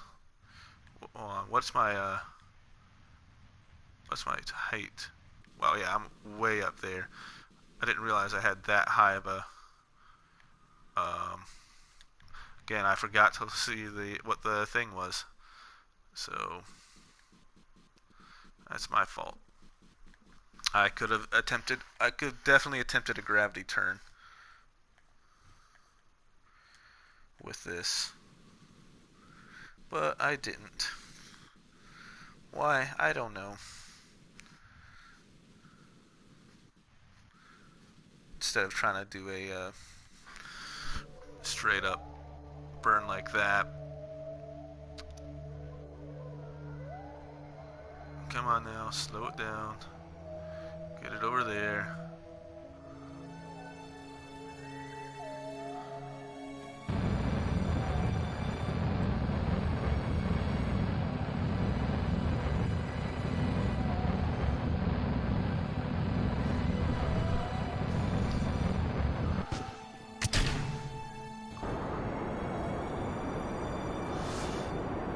So now, this should have enough to get to where I'm going. But I'm going to release this satellite network inside of space once I get into an orbit in order to ensure I've got enough delta V to get wherever I'm going. Yeah.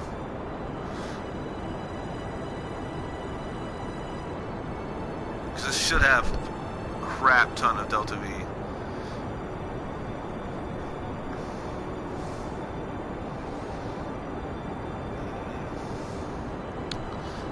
It's saying about 1,000 meters per second. Once I get to, no, about probably around 500 meters per second. Once I get to Kerbals orbit.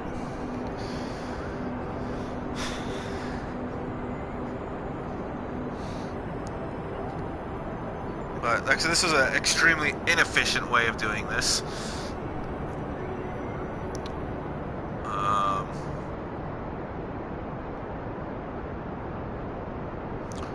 Prograde.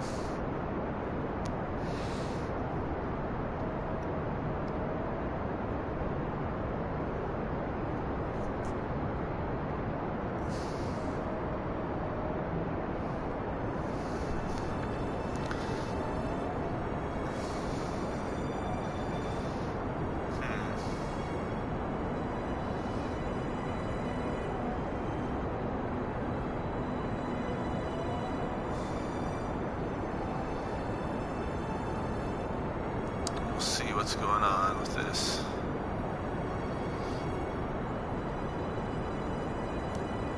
Stability assistance and get it right there.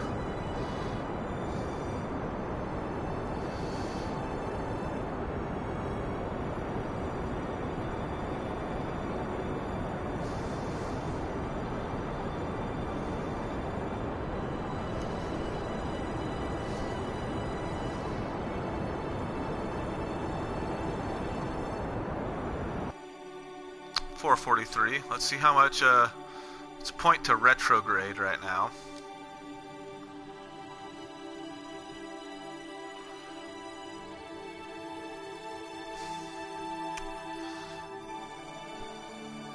Let's extend one each solar panel on here.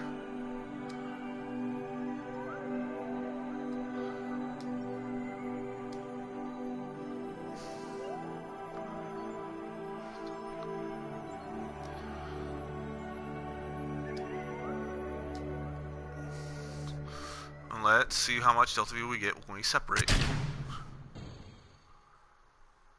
800, we don't have enough to get there. I thought we would. We don't. So let's go.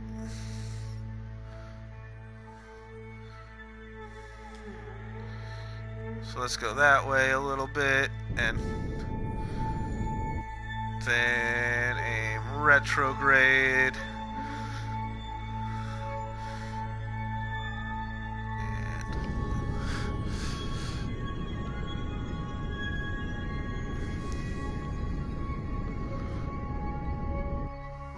like that. separate our stage off. And then find out which ones were my drogue shoots and which ones were my normal shoots and put the staging correct that way. Okay. And then time warp down.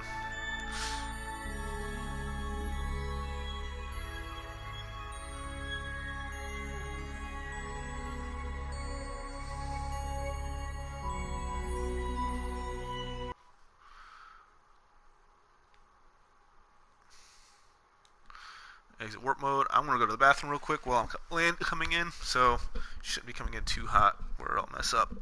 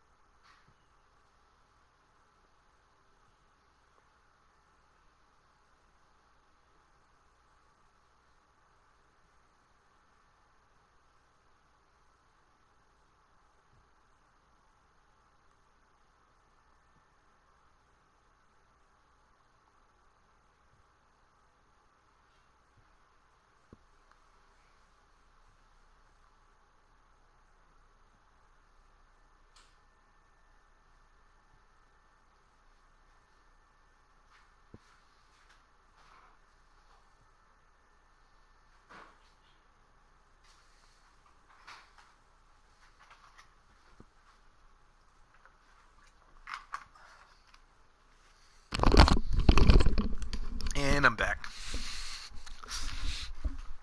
And we are going retrograde, coming in,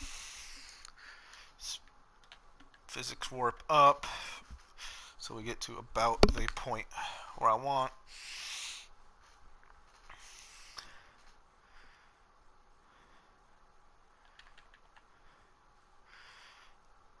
Exit warp mode. We are running a retrograde. Ah, man. I'm going to need to edit this. Oh, actually, I probably don't need to edit this to get it up. But I'm going to set up my min-miss relay next. And then go for the mun relay. Because when I'm doing this mun relay, I'm going to collect the Kerbals with it. I probably have enough Delta V and with this ship that I just sent up to be able to do this relay. But yeah, and everything. I just had to do a gravity turn sooner, and I probably would have had enough. More than likely would have had enough. I just need to learn how to do gravity turns efficiently. And look at that sunrise in the distance. Which I think is a sunrise.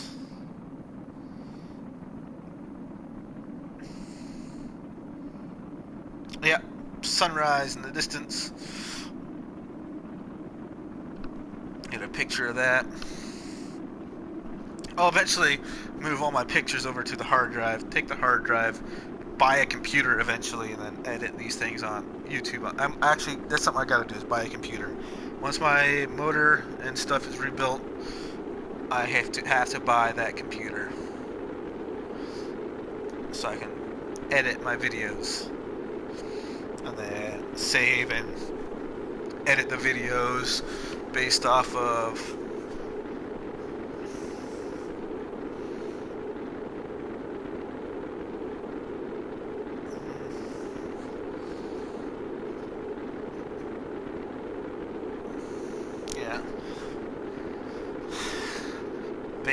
the merits and make shorter videos, honestly, as well.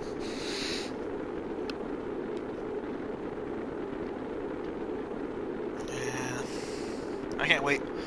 I want to start doing KSP 2 videos as well once that comes out, but I don't know what when that, or when I'd be able to start doing that. Because if I do that, then it'll be basically starting when I start playing that game. Because I don't know anything about the new game really. I haven't been keeping up with all the additions. I just know you can create like colonies and whatnot a lot better than you can on this game with that, and like you can create like vehicle assembly buildings and whatnot on other planets, and that's just what I've heard at least. And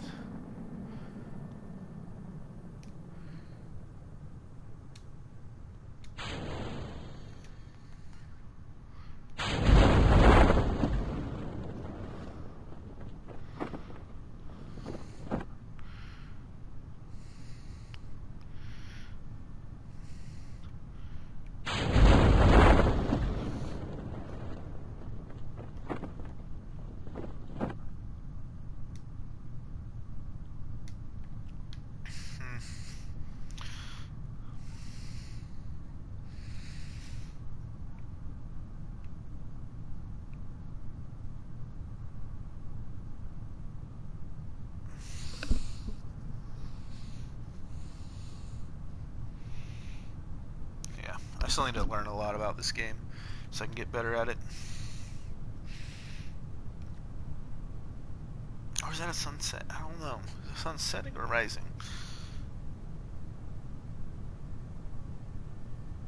I think the sun is setting. Yeah, sun's setting right now. On here. In this game.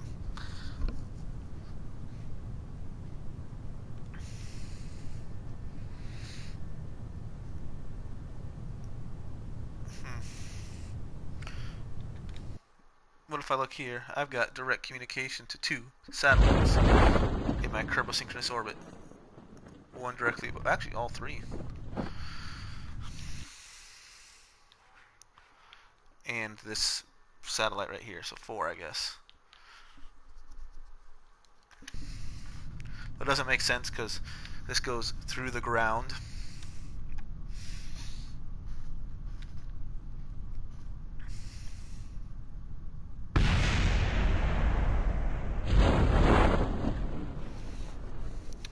So I view EVA just because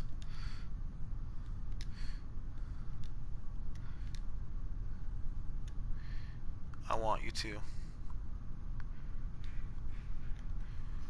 Board.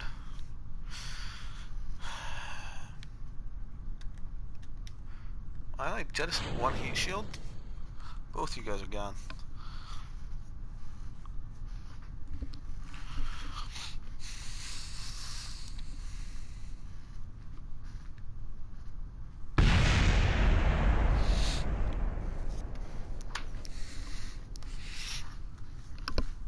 And yeah.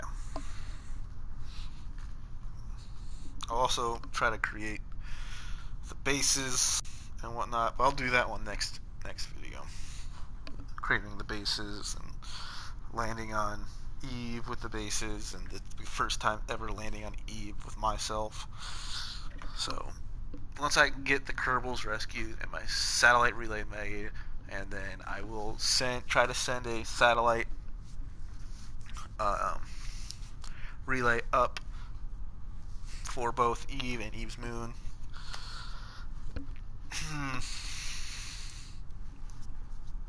You'll see how I do that. Because when I create the base, it's going to be created in one big central piece. And then I will add extra stuff to that base. So, yeah. I guess I'll create a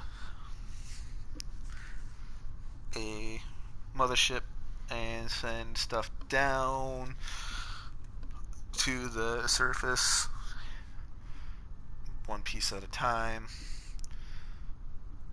And I'm going to make a rover. Yes, I will make a legitimate big rover. Like the ones I normally make are tiny rovers. But I realized that I can't be making tiny rovers going places because they will not work very well. Alright, let's recover. Vessel. Send my Minmus relay to Minmus.